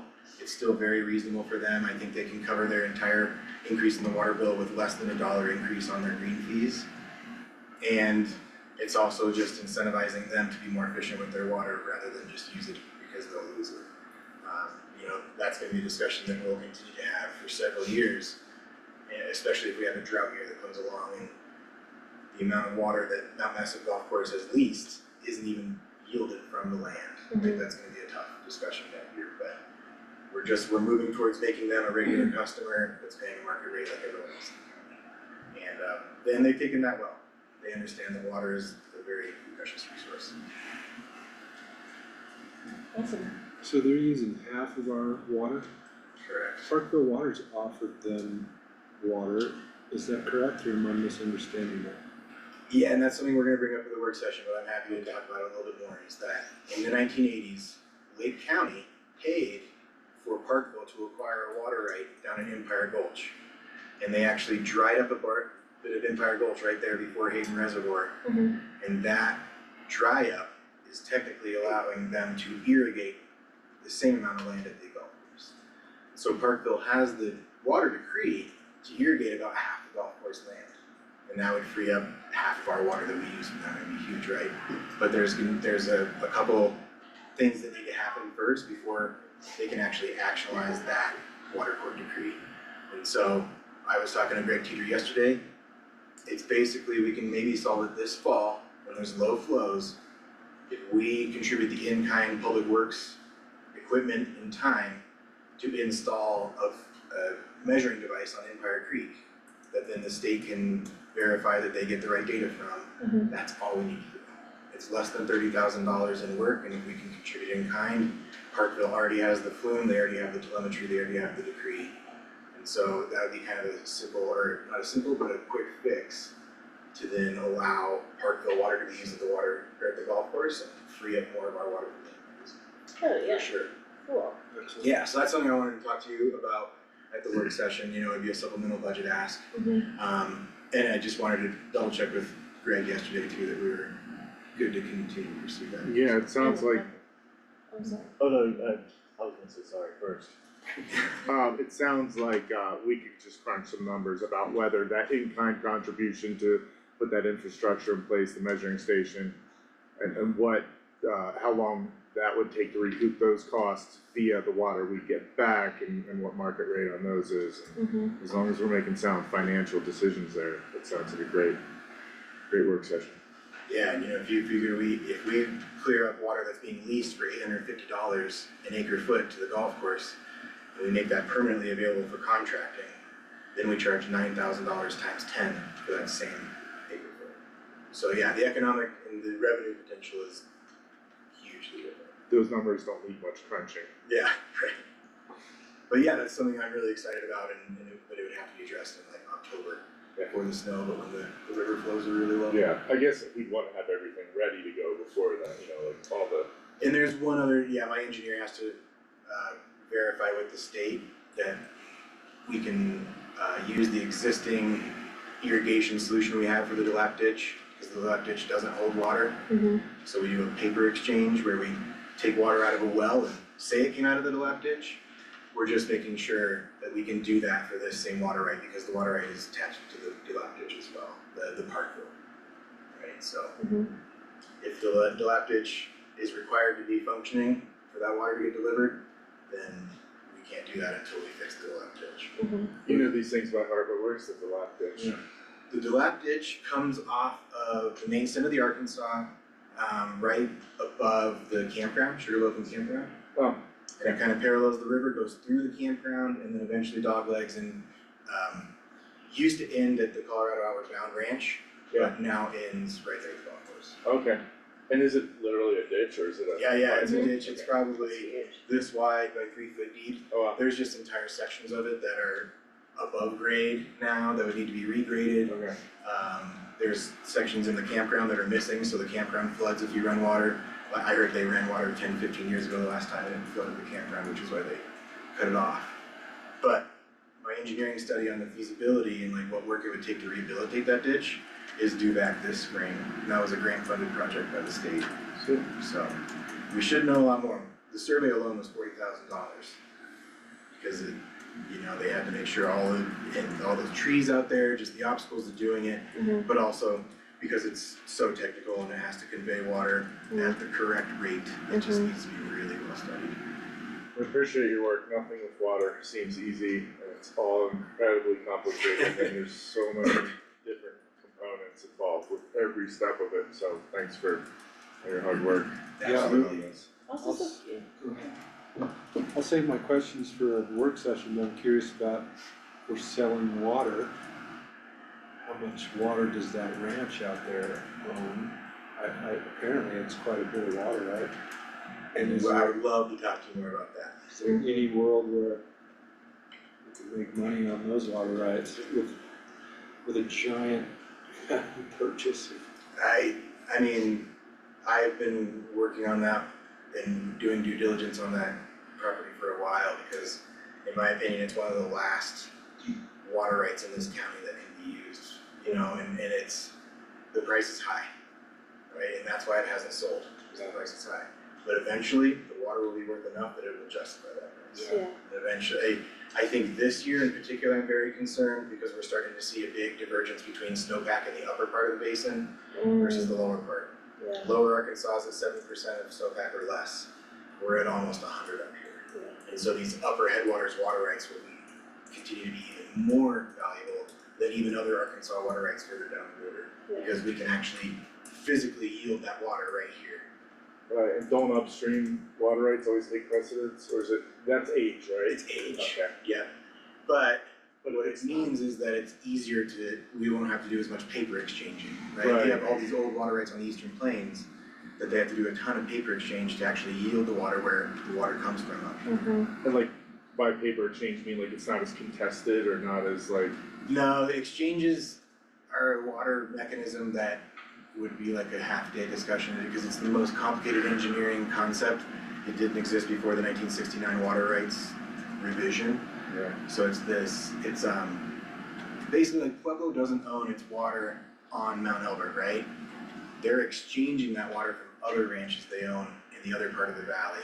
And they're saying we won't yield the water on this ranch because we're yielding it upstream off of that over. But we own that water, we own that same amount of water, and so it's a paper exchange. My brain's hurting. Can we talk about, Yeah. can we talk about the ranch at the work session? 100%, and we Great. can even do executive session afterwards if we'd like to. Yeah. Just because there's, some information we have that. Yes, please. Great. I just wanna say, I'm so grateful that when did you start your position, Bryce? May 2024. Yeah, like we weren't doing anything before, and I wanna acknowledge like Sarah Mudge's work on this. Absolutely. Like we weren't, I'm very grateful you're here, I'm grateful for the work you've done, and I'm also very grateful for Sarah Mudge to have like even made this happen. I completely wholeheartedly agree. Yeah.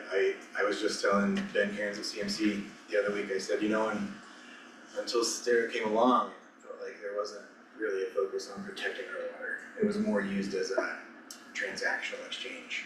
I just discovered an agreement from 2004 where the county relinquished its option for the mineral rights at the Titan gold mine for 12 loads of riprap. 12 loads of what? 12 truckloads of riprap, rock or concrete. What year was that? 2004. Who signed that? Probably Brad Palmer and whoever the commissioners were at that time. Ken also? But I mean, it's remarkable, right? Mhm. Aurora pulls millions of dollars out of that land, royalties alone, without touching it. Yeah. And we gave it up for 12 loads of riprap. Yeah. And so it's just exemplary of kind of the way we treated our water until Sarah came along and was like, hold on. Once we get rid of this, we gotta come back. Yeah. Well, that riprap is so valuable. So Okay. appreciate that spillway coming out of Hayden Reservoir, because that riprap is very Yeah. It's valuable. expensive. Yeah. Okay, I move to approve the consideration of an augmentation water supply agreement between Lake County and Mount Massive Golf Course. I'll second the motion. Oh, excuse me. On this, it's just Sorry. a friendly amendment to your motion Yeah. that you move to approve it and to ratify Oh, Chairman Lee's right. signature on the agreement. Okay, I move to approve the augmentation water supply agreement between Lake County and Mount Massive Golf Course and to ratify Commissioner Lee's signature on the agreement. I'll second that motion. Great. To a vote? Aye. Aye. Alright. Thank you, Mark. Thank you, Thank you, Bryce. See you at the work session. Looking Yeah. forward to it. Hopefully 2 hours is enough. Carve it Probably out, not. Sandra, Probably make sure not. we get it. Yeah, don't put anything after that work session on the schedule, please. Thank you. I like the idea of an executive session. If there's confidential information, we should know it. Yeah. I think that's very valuable, yeah. Make sure, I think you're at the end of that work session, so make sure there's some time afterwards to. I may put him at the end and then cut him add the executive session, or a special meeting if we executive session. Okay, now that we've concluded that, let's move on to agenda item number 10. Thanks again, Bryce. Discussion and consideration of an agreement renewal with the Lake County Community Fund, LCCF, for 2025 fiscal responsibilities with Get Outdoors Leadville, GOL, led by Brian Ruvelas. Brian, go ahead, thank you. Buenos dias, I hope you all are doing great. This is just an annual agreement that we have with the Lake County Community Fund. The benefit to us is our inventory management software and Gear Library membership tracker. The price associated with the service tied to that is a 9 to 12% additional cost for each transaction, which is way too much for us to incur and for our customers to incur. So we have a community fund account with LCCF, and that allows us to take payments through our Lake County Community Fund account, and then we transfer that revenue over to our county account. Having the account at Lake County Community Fund also allows us to provide an incentive for community members who would like to provide a donation to GOL, either monetary or with physical equipment, to thank them for their time and their support of us, because as a government entity, we're not able to provide that necessarily. Some aren't, but we are not designated as that. So it's just a good relationship for us to have, and we are also eligible to apply for grants that are not available to governmental entities because we utilize the county community fund's 501c3 status. So when we apply, we provide their tax information, they receive the money, they deposit it into our accounts, then we transfer it over to the county so that we can deliver the work that we have been doing. I believe our relationship with them has been set since potentially 2021, so it predates me a bit. Recent examples of us using this, the Excel Energy Foundation, you all approved that about a month or so ago for us to submit. We were invited by the Excel Energy Foundation to apply to the grant opportunity, but if we were just under the county, with that type of account, we would have not been eligible for it. And there are some donors that see us as a nonprofit because of the way that we're structured, but because of our organizational status with the county, we can't apply. So it just brings us an opportunity to bring more revenue from the states and donors into the county. And just a note on this for last year, the BOCC delegated signatory authority to myself as I'm the primary point of contact, and it's a local organization as well, with low risk if I was the signatory on it. But if you all delegate that to Lauren or one of your, maybe your chair, as the signatory, that would be allowable from LCCF. Cool. I would recommend at least more than one person be signatory. You, or Duncan, or Candace, or Yeah. How about Duncan? How about the head of the forest department?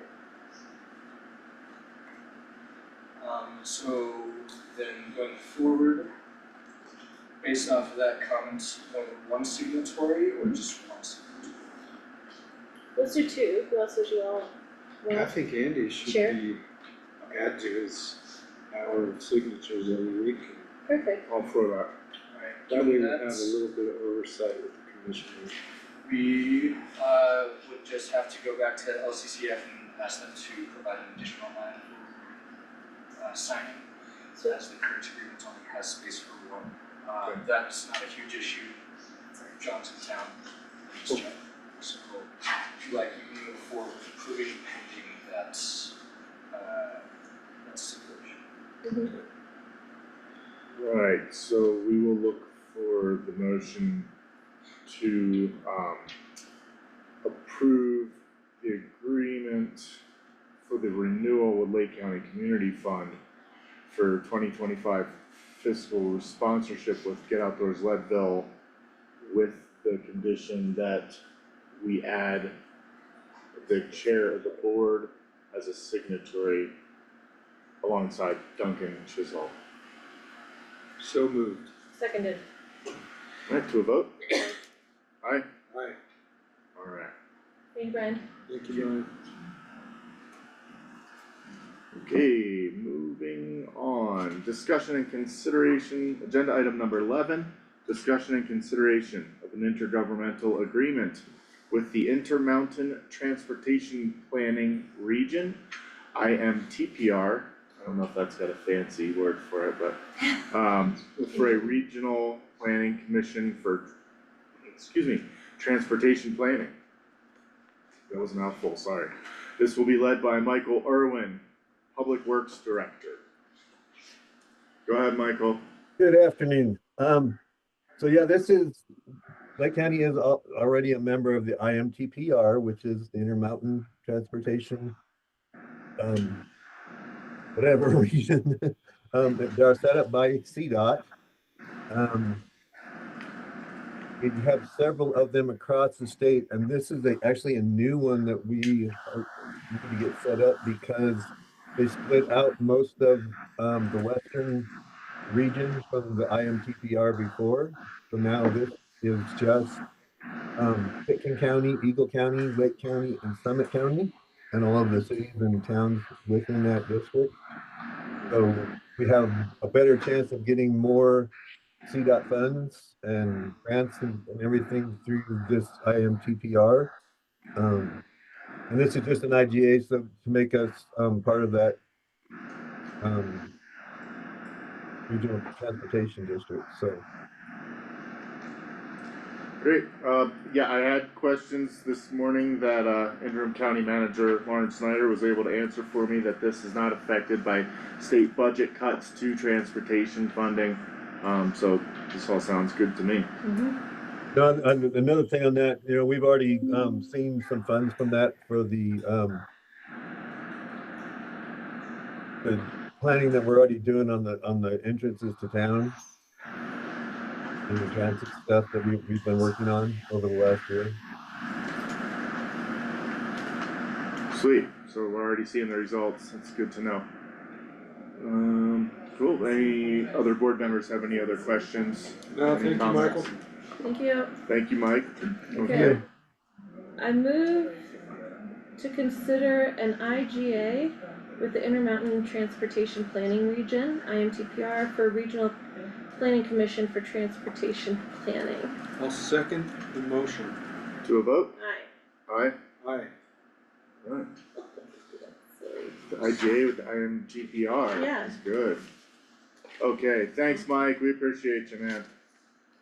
And that concludes agenda item number 11, moving on to number 12.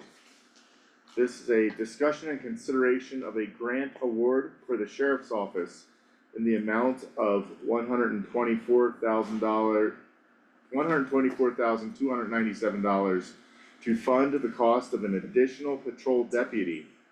This will be led by Sheriff Heath Speckman, who's been waiting in the back patiently for hours now. That's very exciting. Good afternoon, everyone. Thanks for your time. Thank you, Sheriff. And we had a good work session the other day. We did a little bit of research on some of the items, but to start off with, the first position for the additional patrol deputy as a grant through the Colorado Division of Criminal Justice. So the total amount is $124,297. How we came to that was we wanted to cover the position completely for an entire year. And so the grant is from today, no April Fool's jokes today, so April 1st through March 31st of next year.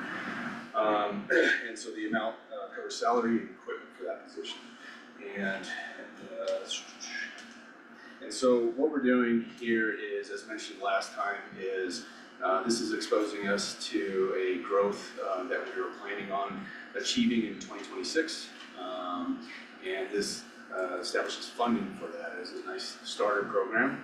One, to make sure that we're on the right track with our total staffing numbers. And we talked a little bit about how we work towards deciding what our total staff would be. And this gives us that exposure to try to make sure that we're on the right track with those total numbers. I also worked closely with Erica on making sure those numbers are correct, but also put a heavy focus on the management side of things. As we spoke about last time, we really wanted to make sure that we're managing these grants correctly, so we don't have any issues like we've had in the past. So that was really big a priority. So I'm going to put you on the spot now, and if you can talk through some of the things that you're going to prioritize to manage. Yeah, so it's already pretty much started, even before the grant being funded, just having all the conversations of why the grant's beneficial for us, and how we're gonna utilize the money in like good terms. But after, if we get an approval, our first steps start with like finance and going and getting all the correct GL accounts set up with the revenue, and then the breakout, which we've already like put into our application for the expenses. And then I have the reporting schedule already provided to us, and so that's a quarterly. I do know that you can in-house track like on a monthly basis, just to keep yourself in line, which I think I would like to move just since I'm fresh to the grant management world. I'd like to move to like a bi-weekly tracking, and Tyler does a perfect job at pulling, like having those reports ready to go by having those accounts set up correctly. And then just keeping up with like if the grantor reaches out with any of the questions regarding what we're using the funding for, or like what was this specific thing that was used, and having that, being able to provide that backup to them. And then just having a good understanding of the grant requirements and staying in line with all the requirements. Catherine, do you feel like they're set up well? Like, do you all have a good system to make sure that we're reporting properly? Yeah, I think that the fact that some a little bit of Erica's time was written into that grant to be covered, so that it's not taking away from her other work. I mean, you know, we're still in the fixing how things are set up on the finance side. I'm not sure I can really speak to that well, but I think this just because of the fact that this, like, they were planning to hire anywhere, I mean, it's kind of a, I don't know, it's like a good deal. I agree, I'm just making sure that, Erica, you get the support that you need from our finance team and from Catherine to understand grant reporting, and I just wanna make sure that the other staff is supporting you too. Yep, as we and receive. prior to my position now, I do have 3 years experience in the finance department as well, so I feel like I know the right questions to ask. Cool, that's awesome. Great, well, thanks for making sure that checks all the right boxes and the collaborative approach to that, appreciate it. Yeah, I definitely want to acknowledge Catherine and Finance Department as they assisted us through the application process for this. Actually, I exposed this to us initially and has helped us through this process. I think there's already proof that we're working well together to this point. Yeah. And then also the point of contact that Erica has through the grantor has been very responsive and helpful throughout the process, answering questions, which has been really good. And then we also plan on continuing education with signing up for grant management classes, which I think Yep, one. end of April. So I just want to make sure we're staying on top of that, continuing the education, but we didn't stay up at times on all that. And back to the funding bit, this would go into the first quarter of 2026, and so we would budget for the grant in 2026, but then also to continue those positions throughout 2026. And if these positions, this one and the next one, are proven to be valuable for the county, we'll continue that year after year. So that's our financial planning, and so today we're looking to report that request and the appropriation of these funds through a grant position. State or federal grants? State. I'm a fan of these, just one more question. When you say that it starts today and then goes through the 31st of 2026, if we don't hire, this person hasn't hired yet, right? Correct. So if we don't hire until, say, the 3rd quarter, has there been any discussion with, and of course, the school resource officer too, any discussion with the grantor that potentially we could extend it to just serve a full year once they're hired? I understand we're receiving it today, but I just wanna know. I don't think that question's been asked specifically. I'm gonna confess that I assumed that answer was gonna be no. Just having some experience with grants, and anybody else has experience with grants along those with that type of question. We can ask, I think it's worth asking. Yeah. I'm just assuming that the answer is no, and that we're just essentially not using those funds until we have those position fills. Seems like that. It does, yes. Yep, thank you. Great question. Yeah. I have no other questions. No, I will move to approve the grant award for the sheriff's office in the amount of $124,297 to fund the cost of an additional patrol deputy. Seconded. To a vote? Aye. Aye. Alright. That finishes that. Moving on to a very similar, just for a different position, agenda item. Discussion and consideration of a grant award for the sheriff's office in the amount of $145,954 to start a school resource officer program led by Sheriff Keith Speckman.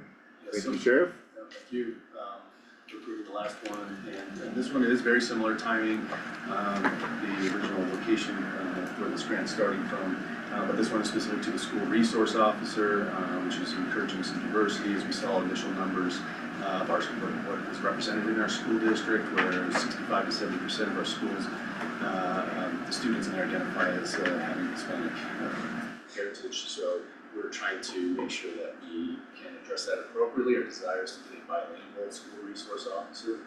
The cost difference here is this one is bringing in all the training for that position, which includes all the travel accommodations.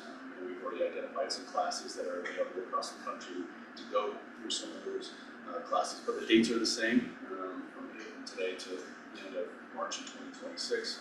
One thing I will speak on to both these grants, since it includes a lot of those initial fees, this isn't the total amount for that position to continue on year after year. It's just, so it gives us that great start package opportunity.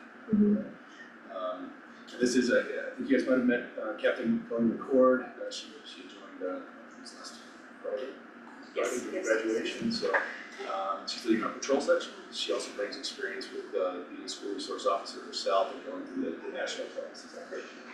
And so I asked her to join today, so if you guys have maybe more questions specific to the curriculum that they go through, and one of the questions was about trauma-informed training, which that specific title is not included. It's something that we want to make sure that we're pursuing on top of what we do, but along those lines, there's a lot of those areas of covering behavioral health or trauma, crisis intervention type of training, and specific to students. So,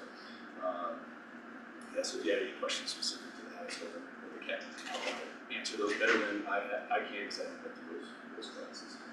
And that was with ADO. I started with EGO and then transferred over to ADO. So. Which is great too. It's it's very close to neighboring county, so a lot of similar type of setup. It's a great look. Do we currently have an MOU with the schools to provide the resource? So how is that, how will that look? So a lot of this is gonna be under construction. And we actually have our first meeting scheduled with the schools tomorrow that they're going to join to kick that conversation off. We have the old one, to kind of use as a basic format. And that the intention would be to very much focus on year one with that MOU. So if this is something that if this grant is exposed to us next year, then we might have to kick off conversations on how different entities are paying into it. So I do want to keep it pretty focused on that. But so we're having those discussions.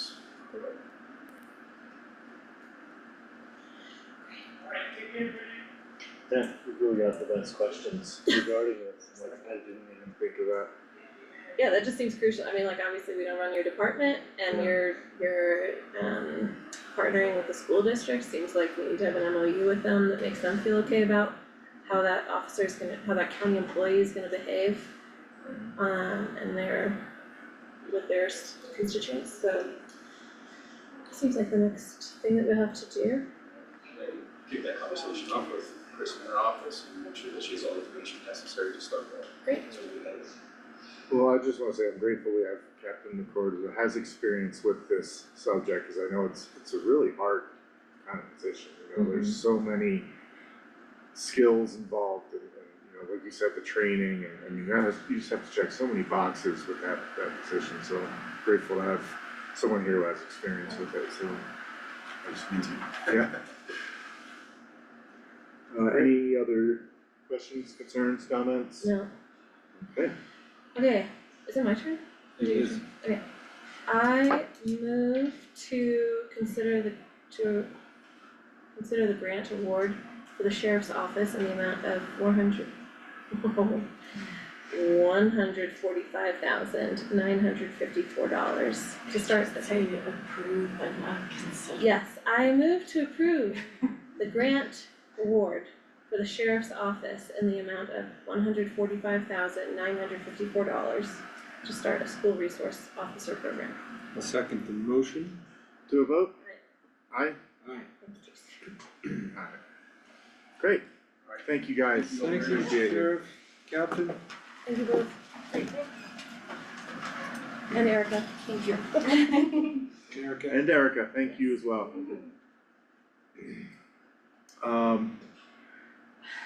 I need like 3 minutes. Yeah. Sorry, It's okay. a quick break for personal privilege, It's getting hot. please.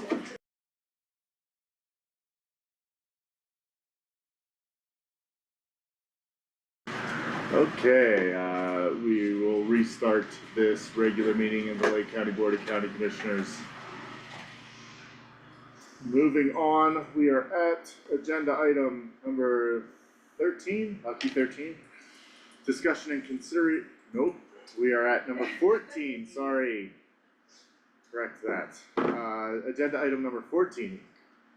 Discussion and consideration of a grant with the Colorado Energy Office providing funding for a sustainability manager position. This will be led by interim county manager Lauren Snyder. Yeah, we've discussed this a few times, but basically we have funding right now from the Colorado Energy Office to fund a sustainability manager position. As we have discussed previously, this funding was shut off for a time, and the Energy Office is feeling like they're good to go, we can move forward. We can't guarantee the funding will move forward.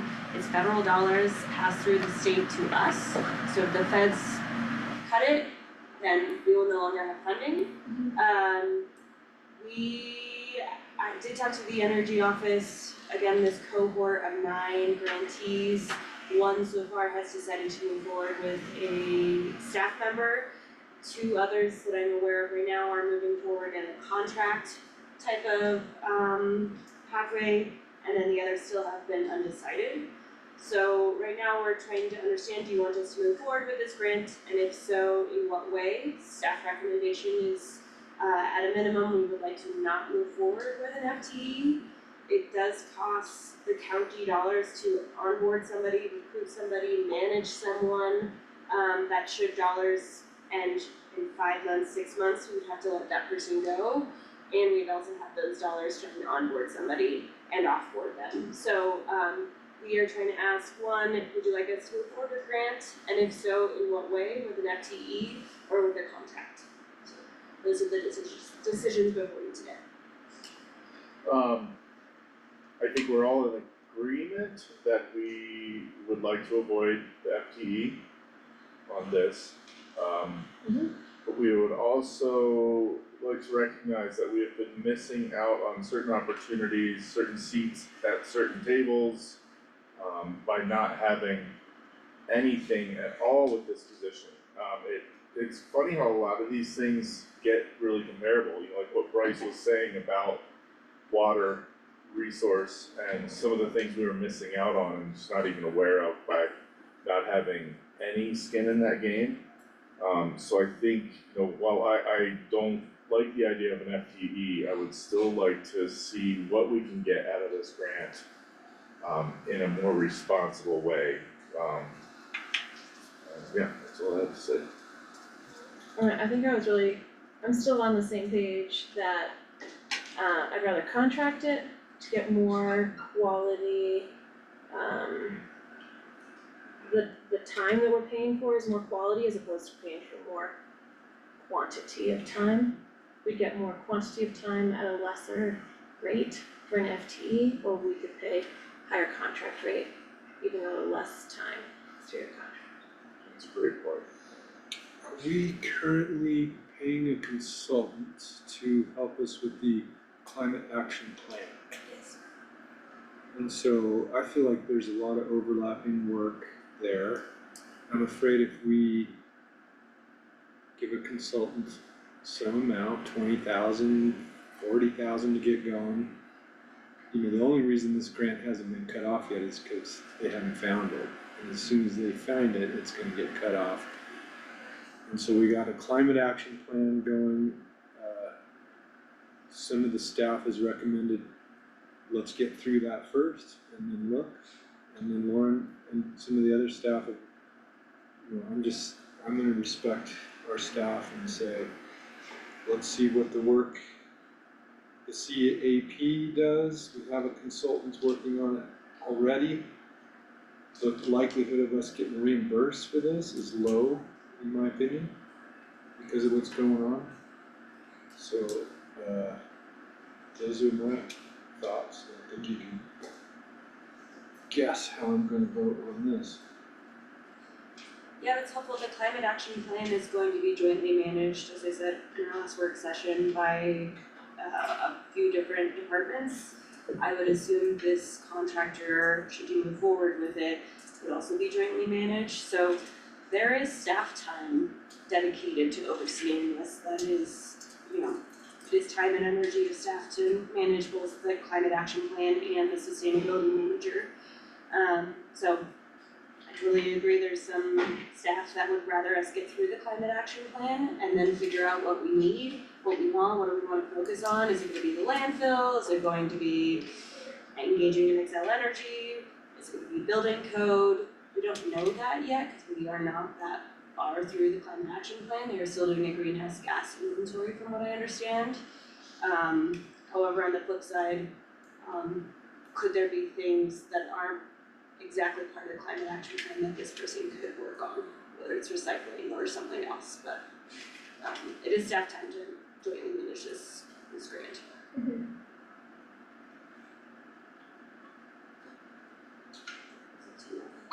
Don't wanna keep discussing? I Yeah, could move and we could also continue discussing also. So I'm ready to vote. I'll move to approve the grant with the Colorado Energy Office providing funding for a sustainability manager position. I will second the motion. okay, let's talk about this for a second. Here's a consideration. Yes, it's possible that the funding will be cut. This is something that the county needs to have anyway. This could be just good learning to go through, to like have this position here, see what the pitfalls were, see where they weren't working well, see where they were really getting a lot of movement. We have the funding now. So to take advantage of funding that for a position, kind of like what the sheriff brought up, position that's going to be needed anyway, we have the seed money for now.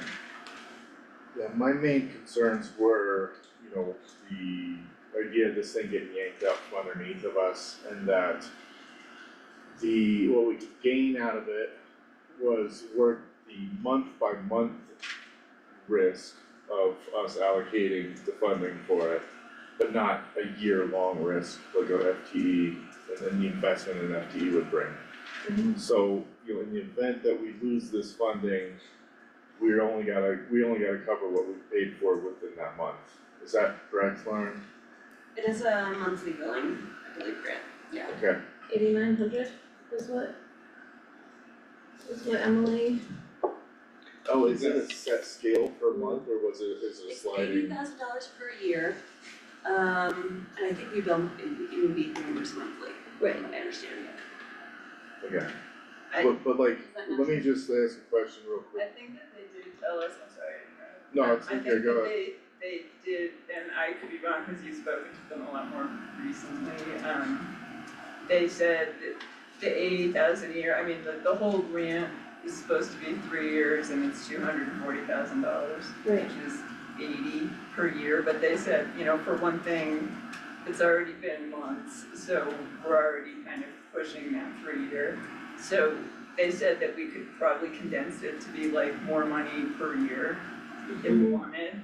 So like if we did a contract type thing, like maybe it could be more than you know, 80 or more than like how 80 would break out over Right. And I think we're okay with underspending it, like I think we need to figure out what we want out of contractor, what they would bill and go from there. But just, we would have to be very tight on our billing, which would put some pressure on our finance department to make sure, especially with this grant, we're billing on time. The staff workload is something that hadn't really had on my radar as so much of a consideration of this, but it is definitely comes into play. And the duplicating services with the climate action plan is also something else that I'm glad Commissioner Bullock raised, because it is also worth noting that you can have two very similar things moving at the same time that both require staff time. Yeah, and at least one department head said they really didn't have the capacity to engage with this yet, and they didn't, I mean, at least two departments said they don't have the capacity, that they're just, you know, they're really busy, and I'd like to just say that, you know, counting on this money is you know, it's, I wouldn't count on it to say that 8,000 or 9,000 is not that much to invest in somebody and send out a proposal and spend all this time and effort and have that yanked out from under us. I'd like to, you know, listen to our staff and say, let's wait for this climate action plan to come out, and then maybe we take action. But also, we have a lot of plans that just get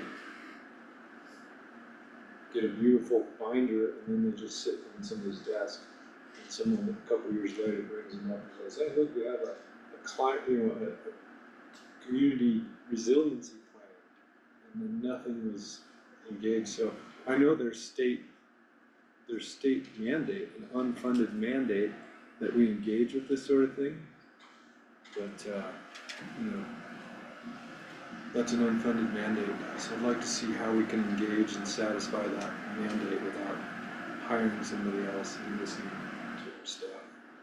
And we all know that, you know, it's all pushing us all to electric without the infrastructure, that we know that's gonna be a big part of it. Electric vehicles, electric heat pumps, so.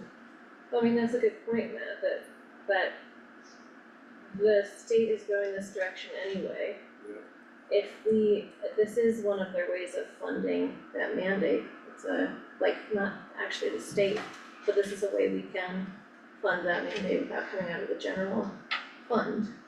And it's also a way that we can have a climate action plan actually have actions attached to it, as opposed to going through the climate action plan and then it's sitting in a pretty binder. Is that if we have somebody coming along with us to see, oh, what's actually gonna happen, and to make it happen, that's where this can be really valuable. So we're already doing a climate action plan. Sustainability will, some of that has to do with climate action, but some of it won't. So if this, you know, kind of that 2050 is coming down the pipe towards us about what we have, where we have to be as a county. I don't know how much we as a county are gonna be able to push back on the state and say, that's not what we want. It's already coming down the pipe, like Jeff was talking about. So, to me, making sure that the county, with whatever funding that we can get, that we're not paying out of the general fund, to help us barely keep up, which we aren't even keeping up at all now, that seems like money well spent to me. And I totally hear from staff that this feels like extra work above and beyond. And I also feel like if we keep not doing it, that deferred maintenance is going to compound and compound and compound until we have to do it by the state, or we haven't kept up with infrastructure mandates. So I just saying big picture wise, we do need to be moving in this direction, and yeah, maybe it's gonna be hard for staff, and I respect that, and also it will just get harder and harder for staff if we put it off, is what I'm worried about too.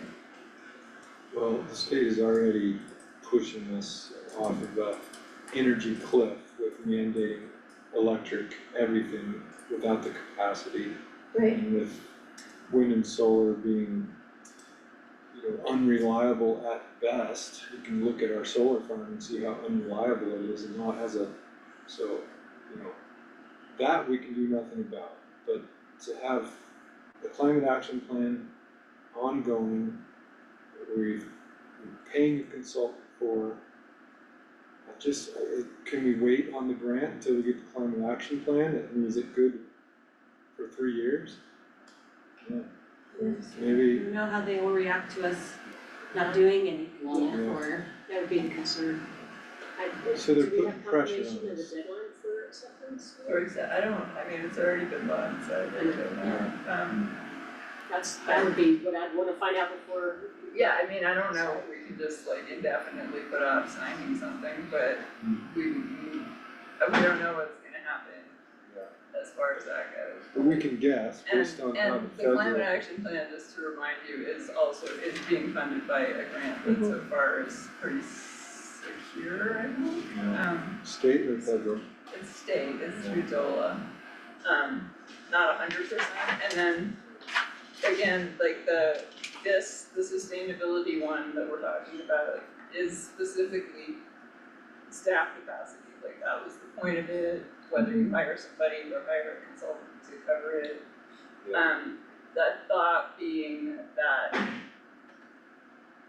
extra staff capacity would help with, as far as taking the load off of current staff, which, right now we're trying to distribute that overseeing the climate action business to a bunch of people that are already tasked with a lot of things. Yeah. But on the other hand, that would mean when we're talking about hiring a consultant to oversee that consultant, it would take some off. But then, that consultant needs to be Sure. overseen by staff, so it's a little, there's a little bit of chicken and egg going on. I don't know how long we can, I guess somebody should just call them and ask, like, how long can we just sit on this contract and not sign it? And maybe just explain that in terms of, I'm not familiar with what the timeframe is for the climate action completion. Maybe explain to them, that's why we've been hesitant to do September of this year. Yes. So that's not too far off. That's not. To be completed? Here's the thing, is that this position, whether it's contracted out, can still be someone that shows us how to comply with the state mandates in ways that save us money. We don't know what we don't know, and unless we go forward with this thing, we're not going to realize what we might be able, the money we can save by having an expert in this field, someone with experience beyond what we have already in-house, who can tell us, yes, here's what the state wants you to do, but that doesn't mean you have to do this line for line. There are workarounds for this. We need someone to help guide us through these unfunded mandates that could be coming at us from the state in ways that we haven't thought of yet. And having this expertise could very well more than pay for itself. Can I guarantee that? No, but I'm reluctant to miss out on the opportunity of having someone who can help us through these transitions and these changes, just because we're not sure, and it keeps popping in my head, it's like we don't know what we don't know, and we're never gonna figure it out unless we take this chance and go with something. In my gut, I think we need to do this. The overall thing, yeah, like I wanna be responsible stewards for sustainability. In my mind, sustainability equals efficiency and saving money, but I don't know how that's gonna translate, and it's not lost on me that we just had a conversation about how much we lost out on by not having someone who was a real professional and expert in that area. Yes. And now we're talking about the same thing with something else. Yes. Luckily, we don't have to pay for this up front in full. We're getting money for this. If worst case scenario happens, yeah, we're on the hook for some of it, but we're not on the hook for as much as it would cost us under other circumstances. And there's still a definite chance that this could save us money moving forward.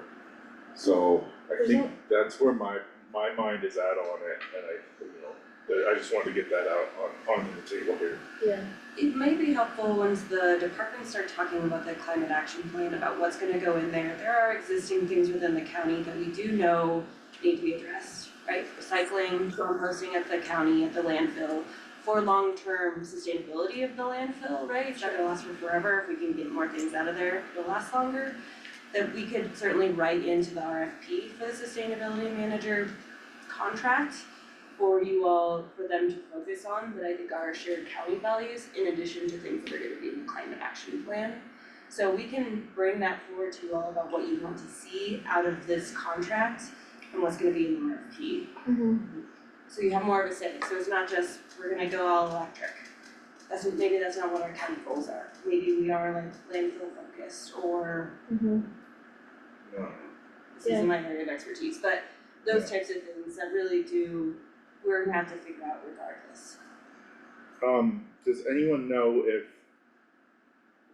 we obviously all like the idea of a contractor for, not all of us like the idea, but as the option versus an FTE or contractor, that seems like the better of the two. Can we switch contractors as we're going along? Like, oh, for this subject, we'd like to pay you guys to help us with this, the landfill advice. Oh, hey, you guys, can you help us with advice on if fluorescent light bulbs are giving us eye twitches or not, like, versus LEDs. We can certainly craft the agreements in that way, but I think when Lauren's point, it's, the first thing will be how you craft the RFP to identify what type of skill sets, if you will, that you're looking for. And we might have to revisit the actual description of the grant, because it was pretty specifically staff capacity, either contract or whatever, so I don't know if it's you can hire 5 different contractors to do 5 different things, even if it's all the same, it could be, I just don't know. And I would also, I don't know, I think maybe we need to chat with them about what we're allowed to. They seem pretty flexible when I talk to them. I think they're reading the room, that these are very unstable dollars. Like, we don't know if this money's gonna last 3 years, and so they're letting counties have a little bit more leeway in how they implement, was what I got from them. Like, you do however you need to get it done. It's a block grant, right? Or no? It's called a block grant, but I thought it was reimbursement. Yeah, I'll say too, that's one of the other reasons to go with a contractor, because we always write into our contracts that they're subject to appropriations for. Right. So, Well, and we have awarded this in August, right? September? No, it was October. So that's 5 months? Yeah, it's We been a could have while. been paying for somebody already. And why didn't the previous board do this if it was October? Why didn't they just? Maybe, I don't remember, I think because, there has been discussion, there's been hesitancy about hiring anybody for anything, but also, there was talk about where it's gonna live, what department does this person go in, and who oversees them, how much we pay them, all the rest of it, and then, and then it turned into we don't have this funding anymore, Sweet. It's, there's been a lot going on, so. There's certainly pros, but there's also to Matt's point, staff has a lot of huge projects going on that would manage this, and so I think that's where staff hesitancy is coming from. And I know you have your hand up, you mentioned, because you're kind of leading this group. Hello, Ann. Hi, so I love this discussion and I think it's great, and I just wanted to add that the groups, public health, public works, pros, and CPD will be meeting next week to just kind of look at project management of the climate action plan and kind of I know we've offered kind of an idea moving forward how to manage it, but I'm also wondering if you all would feel some benefit in this group in our first agenda, kind of identifying our priorities from each of the department standpoints. So if that's CPD, zoning, and building code, and if that's the public works and the landfill and other areas of like monitoring for CDPHE and public health, and so that we create kind of from the departments kind of a recommendation of kind of establishing some priorities. And then obviously, all of the legislation and opportunities around that Commissioner Fiedler brought up. And so maybe we relate that to create kind of a prioritization of kind of things to identify different departments in consideration of crafting what a consultant could do. Oh, sorry, really breaking up on us. Oh, I'm sorry. Just in the event that I don't want to miss what you're saying. What little bits I got out of that. Do you have a better signal now, or do you have a remedy for the? Can you hear me better now? Here we go. Yep. Okay, so sorry.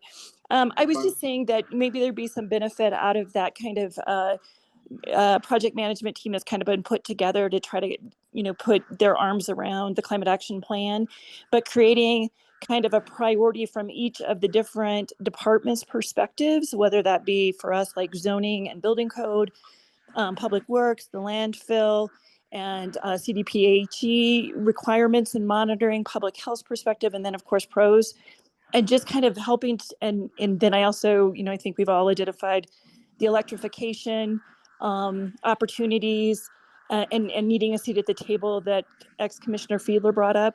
And so maybe crafting and creating kind of an priority plan around things that we've identified through the departments that might better help inform consultant engagement. And so I just wanted to also add comments when the departments were really sought out on looking at adding this role within our department. It was a very, very conceptual, and so really creating and doing our due diligence and understanding. I think it's going to be kind of an education for all the departments to be able to come back with really some kind of sound priorities, and I think that those would really kind of help inform best actions forward. Those are just some thoughts. Isn't that what this current consultant is doing? So yes, priorities? I will without I think that the departments really haven't been engaged from my perspective. I don't think that if you ask any one of those four departments exactly where the consultant's at and kind of what the scope of work is, I don't think it's probably just a coordination issue, but I think that this first meeting, we're really going to be wrapping our heads around what the scope of the work for the consultant is and what the deliverables are. And so I think, we're still trying to better understand and define the scope of the plan and the consultant's approach. So I guess I just want to make sure that that it's known that for whatever reason, that this was kind of siloed a little bit. And so we're really excited to be able to bring the departments in and have a better understanding, because there is, it's a very nuanced topic, sustainability, and it has overlaps and impacts throughout all those departments. So, just really bringing us all together to make sure that we're really informed and can bring the best ideas forward for next steps in an action plan as far as deliverables and kind of a priority plan. Okay, question. If we back up, because there is such like topical similarity to the water enterprise. What was the order of operations with the water enterprise? Did we have a consultant come up with a plan to do the water enterprise and then we hired? And what was the order of operations there? No, in terms of the enterprise, if you're talking about Bryce's position or whatever, he actually came before the water enterprise. Right. So as the water programs leader, okay? the water enterprise itself was actually developed in consultation with the county's water attorneys. We didn't hire a consultant to set that up. How did managing the county's water come into place? Was there a plan that we invested in first, and from that plan came the water manager? Do you know? I was gonna say, Sarah, I think Sarah much kind of spearheaded that. Okay. Bryce and in turn, his work on the water programs originally lived in CPD. And then I think it was through Sarah's encouragement that it should be a separate office, if you will.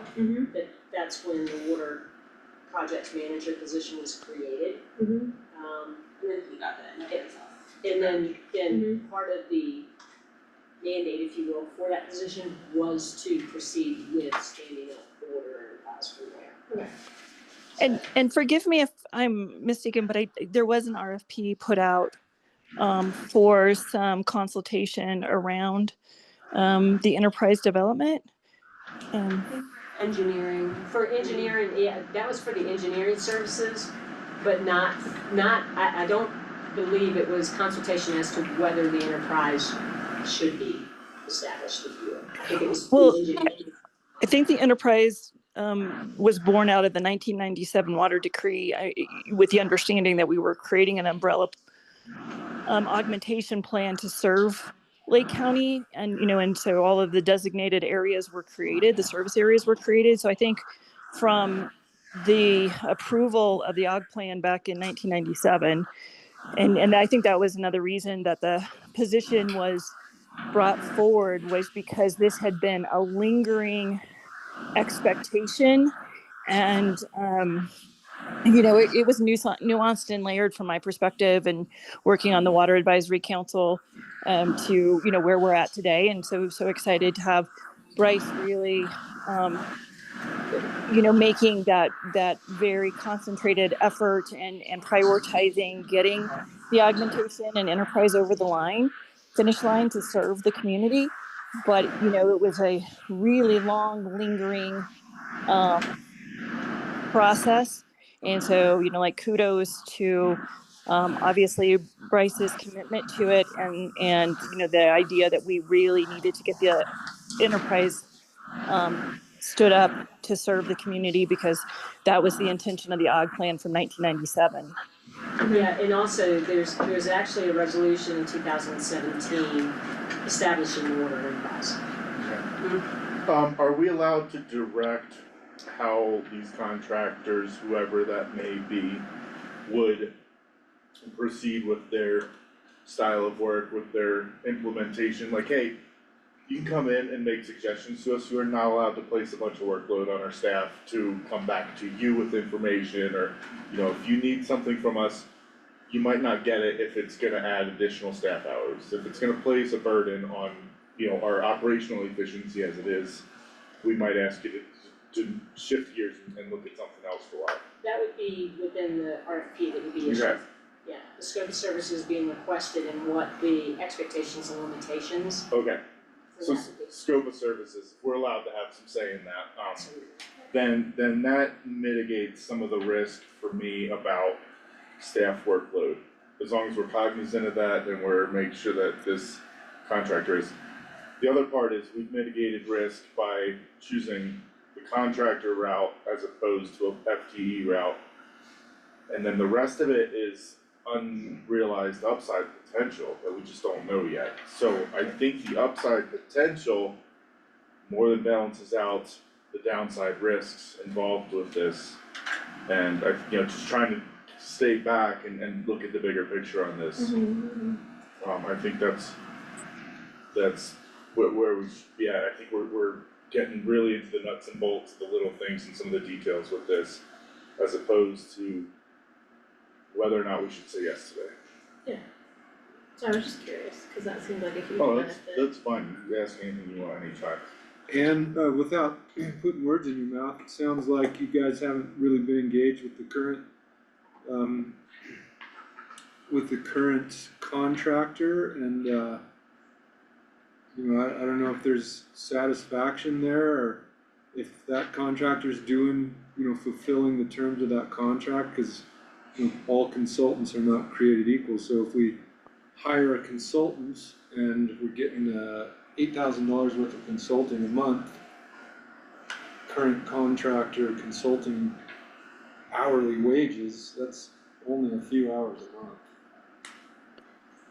So I will say that, we had some turnover during, kind of all of the procurement process or the RFP selection, but Melissa had just joined the county at the time. So grateful for that added capacity. And she was able to be part of the selection committee to choose the consultant. But from that point forward, to the best of my understanding, and again, I wasn't the staff that was participating in the oversight of the consultant, there really wasn't a project team developed or a steering committee or whatever you want to call something to kind of manage the consultant and the work and the scope. And so that's what we're hoping to do now. And then, so appreciate Commissioner Lee, your thoughts of kind of honoring staff time and capacity. But our hope is in kind of creating this multi-department approach that no one department will shoulder the lion's share, and that there'll be great benefit because the outcomes of this plan have direct impact on all those departments. So, the thought is this is a better, more collaborative approach, and then we're sharing the workload and better informing them from all of the different disciplines to arrive at the best outcome.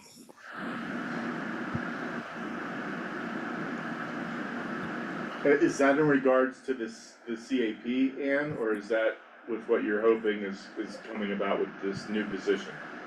I would say with the CAP, but then I think that then understanding how to direct, it sounds like a consultant to address our priorities, but at least we've, thoughtfully helped design the implementation or priorities and goals that come out of this to really fit our needs. And what we've identified through this process as priorities with all of, kind of the stakeholders at the table and all the partners and impacts from different departments being realized. So I would think it would start with the CAP, and then hopefully, that would really then be very targeted to creating an action plan that really speaks to a unified approach to priorities, and coming back to check in with the board on those to make sure that they, equally align with what the board's thinking.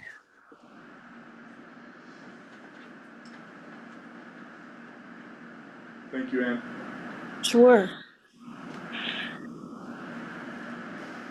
Looks like Emily's raising her hand. We'll take quick comment from Emily Olson.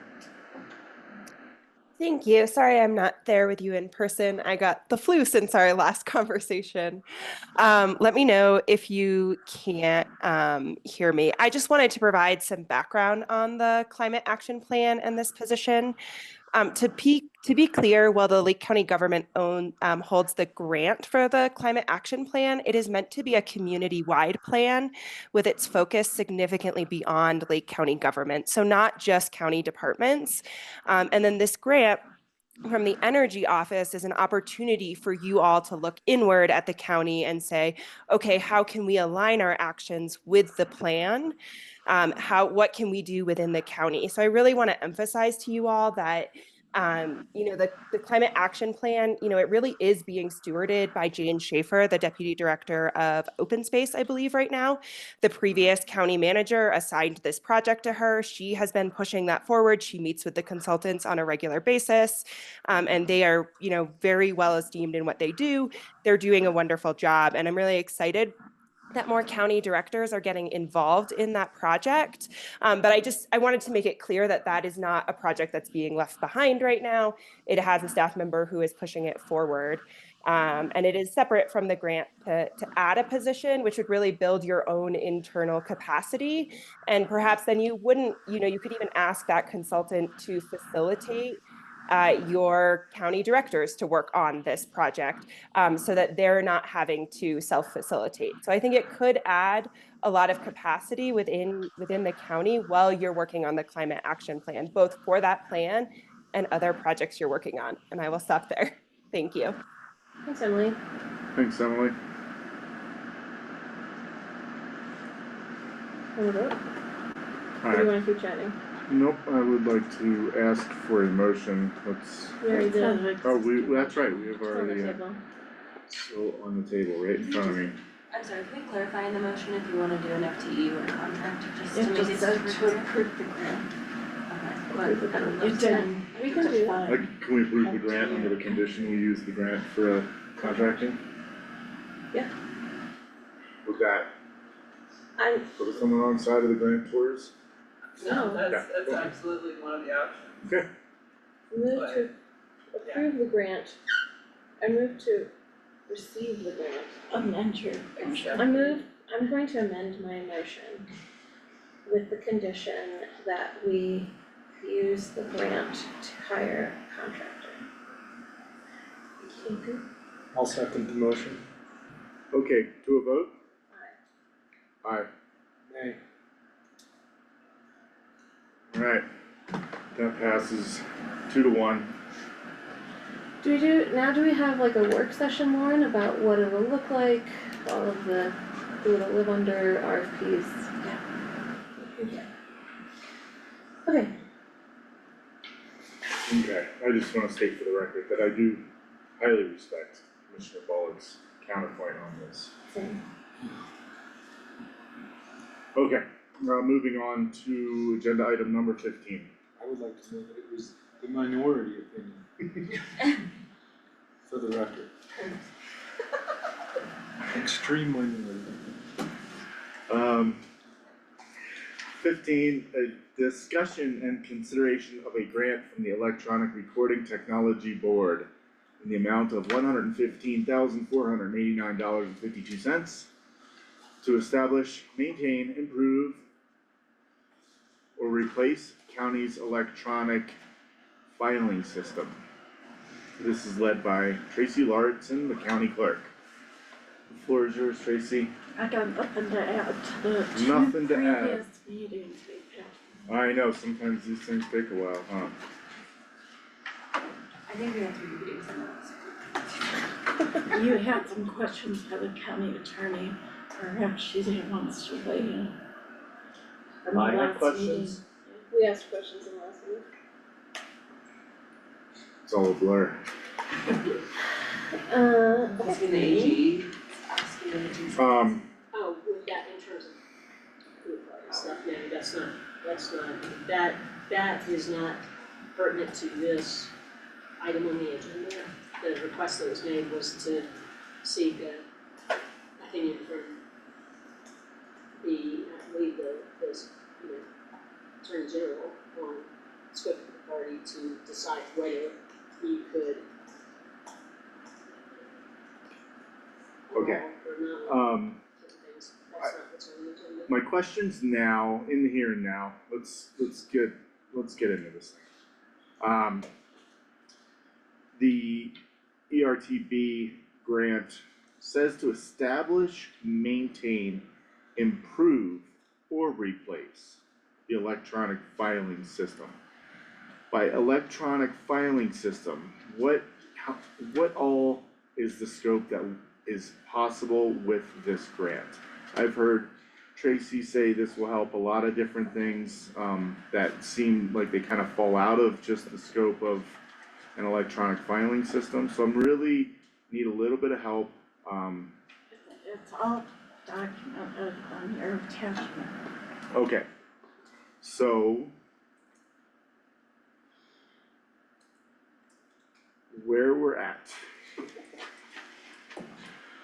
The budget and all associated decisions regarding the budget are our responsibility as the BOCC.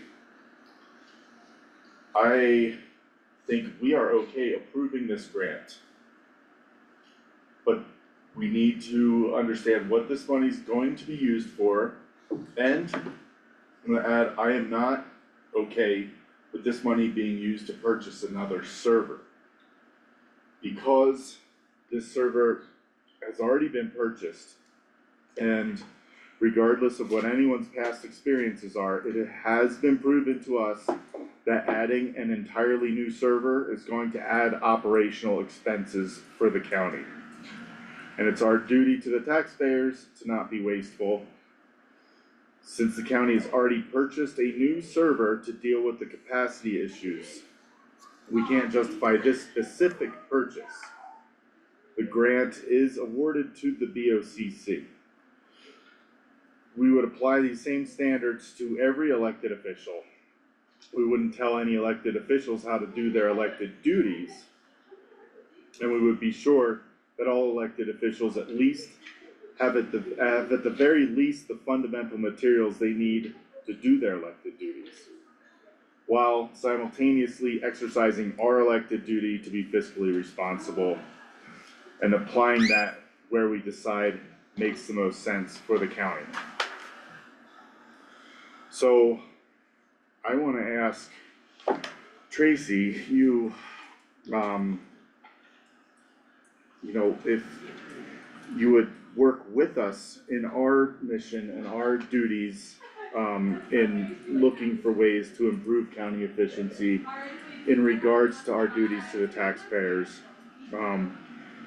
And, you know, work with us, we're a team, you know, I mean, in a perfect world, we'd all get our individual requests every time.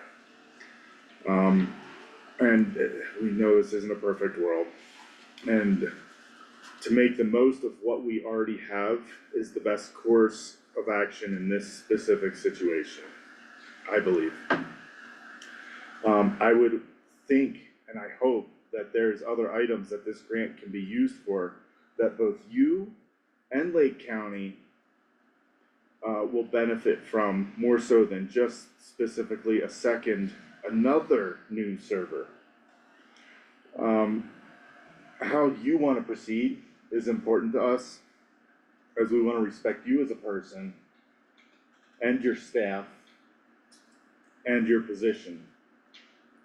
We're just simply asking in return that you respect our position as well.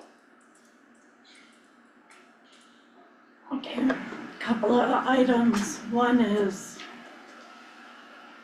I will reiterate, I never approved purchase of the other server. Second, any additional costs, we can apply for another grant to cover that.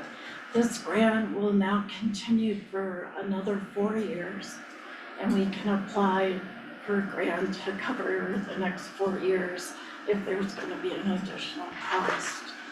And third is, your grant person isn't here, but I don't think you can accept a grant and then change it after you accept it. I don't know if has it been accepted yet since the BOCC hasn't signed it? It's been granted based on this attachment. Yeah, It's not just a generic pot of money that you can just say, oh, let's move this money over here. you know, my understanding is though that you could respond to the ERTB and say, yes, but we want an amendment to this contract to say that we want to spend the money on the server, because we already have one, and then because the contract awardee is the BOCC. So I think it's within their purview to say, yes, but take this out, and then we'll move forward. And the ERTB is a grant for clerks and recorders. But the awardee of this grant Agreed, is the BOCC. I'm not arguing with So, that. yeah. I'm just saying, you would probably just turn this down and then apply for a new grant, and then you'd have to get in their monthly cycle of approvals. I think, Tracy, if we boil this down to what the issues are with everybody, setting personalities aside is the server itself. And so I'm all for you doing your job and making it easier for people to vote, but I would be willing to approve this grant based on a few conditions. One is that we use the server that we've already purchased. And the reason for that is you can be online with that in a few weeks. You're gonna have to allow the county IT department access, and we're running out of access really quickly, so that would be one of my conditions. The other condition is that you allow access, uninterrupted access to the I-County for all employees that need to Yeah, use that's it. not gonna happen. Why not? Why would they need unfettered access to I-County for every Okay, let me employee? just get through what I want to say here, and then lastly, that you follow our procurement process, and then finally,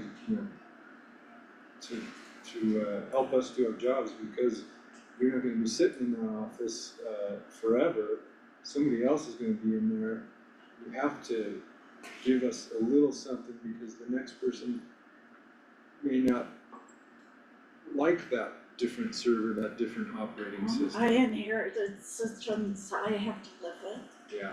The next person will. So you're unwilling to budge on the server, because if you're unwilling to budge on the server. You keep asking me to show respect, but the previous board and county manager did not respect my office. Well, you have a new board now, and we're showing you I as much appreciate respect as you that. can. Yeah, so But to answer the again, question, you're unwilling to. we can apply for a grant to cover any additional costs That's for a the new question. server. Can you give me? So I guess I don't understand what you're judging. Well, I just explained it to you. We're worried that this different server is gonna take a long time. It's not supported by our IT department. The IT department doesn't support my Dominion system. Is that a problem? With the new server the county has purchased, there's been multiple operational efficiency benefits identified with that. Well, then use it for some other department. Why aren't you willing to accept that server that we've already purchased? Because I've also mentioned that when we had some issues, and Applied Tech, who is actually your IT provider, wouldn't even come up here for multiple days to fix our problem, and we were shut down. And John Paulson from Leeds drove up here and handled the issue. So, I'm not gonna be here forever, but neither is your IT department, because we've had lots of problems with that. No other elected officials or other departments seem to have the same, What's that got to do with it? because I'm looking at a bigger picture and gathering information from multiple sources, as much as I respect Maybe what they you, don't like let to me finish, confront please. you as well as I As do. much as I respect what you have to say, we've got many departments, and none of the other departments have the same issues, and you We're keep, not a keep bringing department. up this same I am one. not a department under specific- the BOCC. I The am an clerk and autonomous recorder elected themselves are an official. elected official, your staff, everyone else in there, no one else, it's just been with that specific branch of Lake County. No one else, the sheriff's department, the clerk, the treasurers, assessors, Maybe they didn't coroners. step on their toes, Hey Tracy. as they did mine. Tracy, I hear that you didn't feel respect from our previous county manager. I hear that you feel that you did not receive respect from the previous board of commissioners. And all I hear from this board here, who are new, is respect and attempting to understand from you.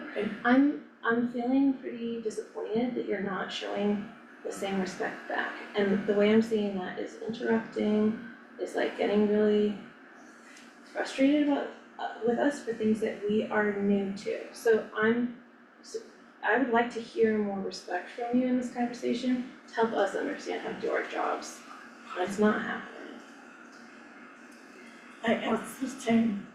But we're giving you respect, and again, I'd like to just reiterate that the main issue seems to be the server. And I would be willing to approve this if you will accept the server that we've already purchased, given the ease of operations down the road, given the fact that we've gone down this road with the old sheriff doing her own operating system, and then now Heath wants to come back so that he can have a few staff people help him with operations. So looking back, that was a mistake, and I don't wanna make that mistake again, so. Yeah, let's respect your time and respect our time. If we wanna talk about respect, you know, if you will work with the server and the identified ways that improves county-wide operational efficiency, great, yeah, I'm all for this grant. If you don't want to, that's your decision. It's your decision. I don't wanna approve this grant if we're buying stuff we've already bought. But that decision has ramifications where we run out of capacity in the next few weeks, and then. Well, the server that we have already purchased identifies and fixes the capacity issues, correct? And then you can use that money for other things stipulated in the grant, so. That's what I'd love to see happen, you know, for you and your staff and everything in your branch of Lake County government. You know, there's money we can use here. I just do not want to purchase things that have already been purchased and that have identified operational inefficiencies that will affect us countywide. Can I talk now? Yes, ma'am. Thank you. Number one, I don't appreciate being compared to the previous sheriff. To assume that I would do something like that doesn't show that you respect me at all.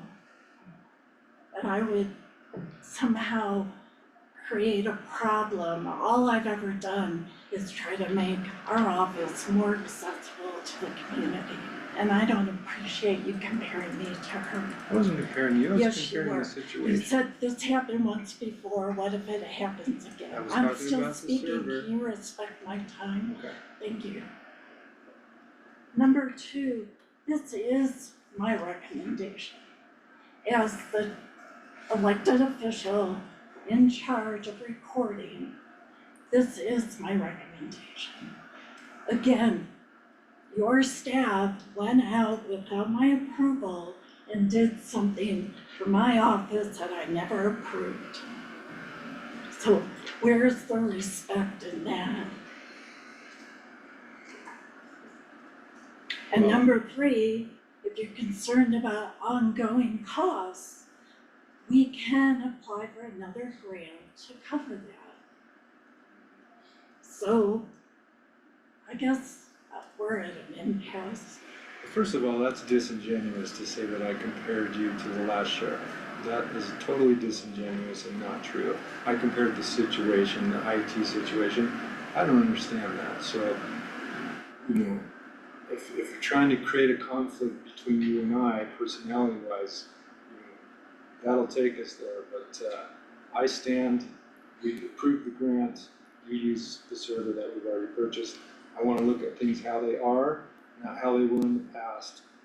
We as newbies here have to look into the future, and I really don't understand that part of it. So if this is a personality thing, or you're mad at Tim, or you're mad at the staff, you know, there's nothing I can do about that. And there's nothing I can do if you're gonna get mad at me, I'm sorry.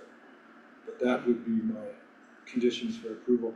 Plus, we work out something where you allow access, appropriate access, to Chris's request. Because that shows a real lack of respect for our staff, and letting our county attorney do her research and, you know.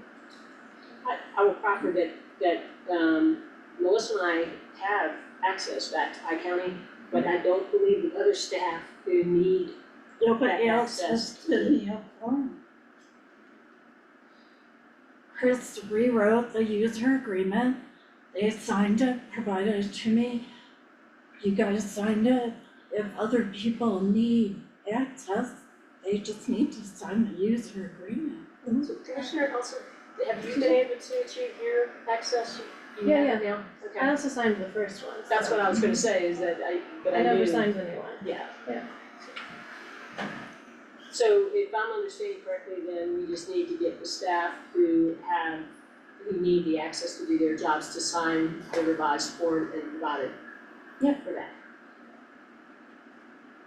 I don't think we're asking for everyone to have unfettered access. I would be okay with describing that as anyone who needs access within the scopes of their duties as a county employee. Absolutely. Okay. Would that be And I all think that's county what- employees? No. And I think that's what you intended, you know, anyone who needs I-County to do their jobs Yeah. should, you know, we want to help grow, get better as a county and improve operational efficiencies within this building. That's the underlying tone between everything that we're trying to say. And that's why I applied for a grant. Okay, we're happy with the grant, I'm just not happy with the server thing. We're both gonna dig our heels in on the server thing until the current server's full, and then you won't be able to do your job at all. And the community is gonna be really upset with all of us. Yep. Because with that one little issue, it all boils down to that one thing, the server. And So- could you elaborate on, I keep getting the same one specific example of how the IT guy drove up here in a snowstorm. And it keeps coming back up, and this is something that happened in the past. I'm going to imagine that we've gone through some growth, some changes, and improvement on our side of things as far as how we handle issues when we come up with needs that an IT department addresses. What else was your reasons that you adamantly refused to use the server that we have purchased? I've never said I adamantly. Okay, I'm sorry, I apologize, that you would prefer to go with your own server than the one that we have already purchased. It's more secure. As I said, there's like 10 other counties that LEDS works with who all have dedicated servers. If something happened in a county, to have segmented things may mean that if your server goes down, we're still operational. It's just a more secure, redundant way to provide services. Okay, fair enough. In a perfect world, that would probably be ideal for your elected duties specifically. Clerk and Recorder Lorenzen, so we're on a new, we haven't worked with each other that often, and I understand under former leadership, you didn't feel that had been heard. I wonder, in order for us to move forward with this, and that we need a server, right, period, ours is almost at max capacity, that's known, right? That puts the entire county at risk. I care about the county, you care about the county, you got it. My question is, can we try one more time with the existing server we have, knowing that if it does not work out, we can apply for these grants again, as you said, they're a rolling basis, and we can prove that this can work, and then we can collaborate again. I know it's asking some trust in us that you don't have, but is what I would ask, is like, can we start a new foot? Can we try again? Understanding if it doesn't work, then at least you have my commitment to support you in moving forward with the grant. I'm sure the BOCC will be hearing what we're going through. Can we try and use existing servers so we don't waste taxpayer dollars? So can I ask Chris, if we accept the grant, do we just not do items H and J and just, because they're gonna give us the full amount, are we violating any? Here's what I've been sitting here trying to find. I see in the back of the application form, what I'm looking for is the actual award documentation. Is it in the packet? It's in the packet. Because I was gonna say, I've been trying to figure out if, how it was awarded, if it's awarded in terms of the overall amount, or if there's specifics. So that is the. That's okay. Yes. So it'd be H, 3,200 for the server, and then J for the server and network equipment, 12,000. I mean, I think there's been like budget amendments that you can always send in to say, hey, we're not gonna spend this, can we spend it on something else? Most vendors are usually fine with you going to them saying a budget amendment, or you could keep it Or in. could we return that money? Like accept it and return it? I just don't know how to handle this. Well, that's what, I'm happy to go through and look at the documents and see what would need, or what, if anything, would need to be done. Because it said the total grant amounts. And it's a year grant, what if you keep the money, and if you mess up, you have the money to get it at a server, right? You have it in you, right? Like this is a trial basis of trust for both of us. But if you have that money, you can spend it and you can get a new server. So here's, time out. I think I found what we need is that so that's part of the application. Yeah. The application was submitted, the letter that came back from the ERTB dated February 5th, awarding the grant in the amount, just has attached the terms and conditions. It states the total overall amount of the grant.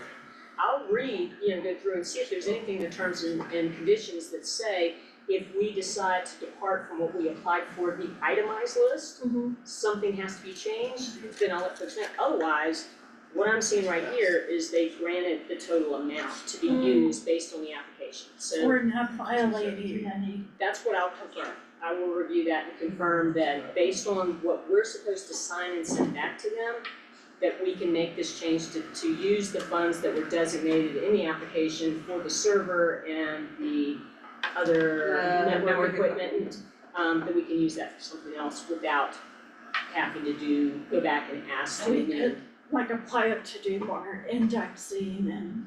That's what I will confirm to make sure that can be done.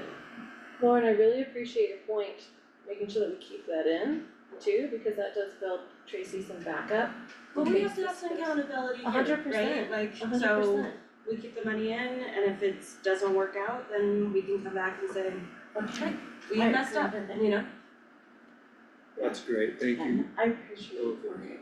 Absolutely. Oh my gosh. And going forward, I promise to give you all the respect that I can, I don't want any personality conflicts, between us. And so, Lauren, thank you for facilitating that, and I think that's a really good way forward, and we really have to hurry now because we're within a few weeks. The IT department said they could get the server up by next week, so we could do this quickly. Yeah. And it would be helpful, maybe you and I can meet afterwards to understand like, what is the best way that you want our staff to communicate with you? I felt like there maybe have been some decisions made or actions made that made you feel like you weren't included or you didn't get the sign off, so it'd be helpful for you to just tell me like, this is what I expect, so that I walk in knowing your expectations. Yeah, we just do it. Awesome. Nice. Okay.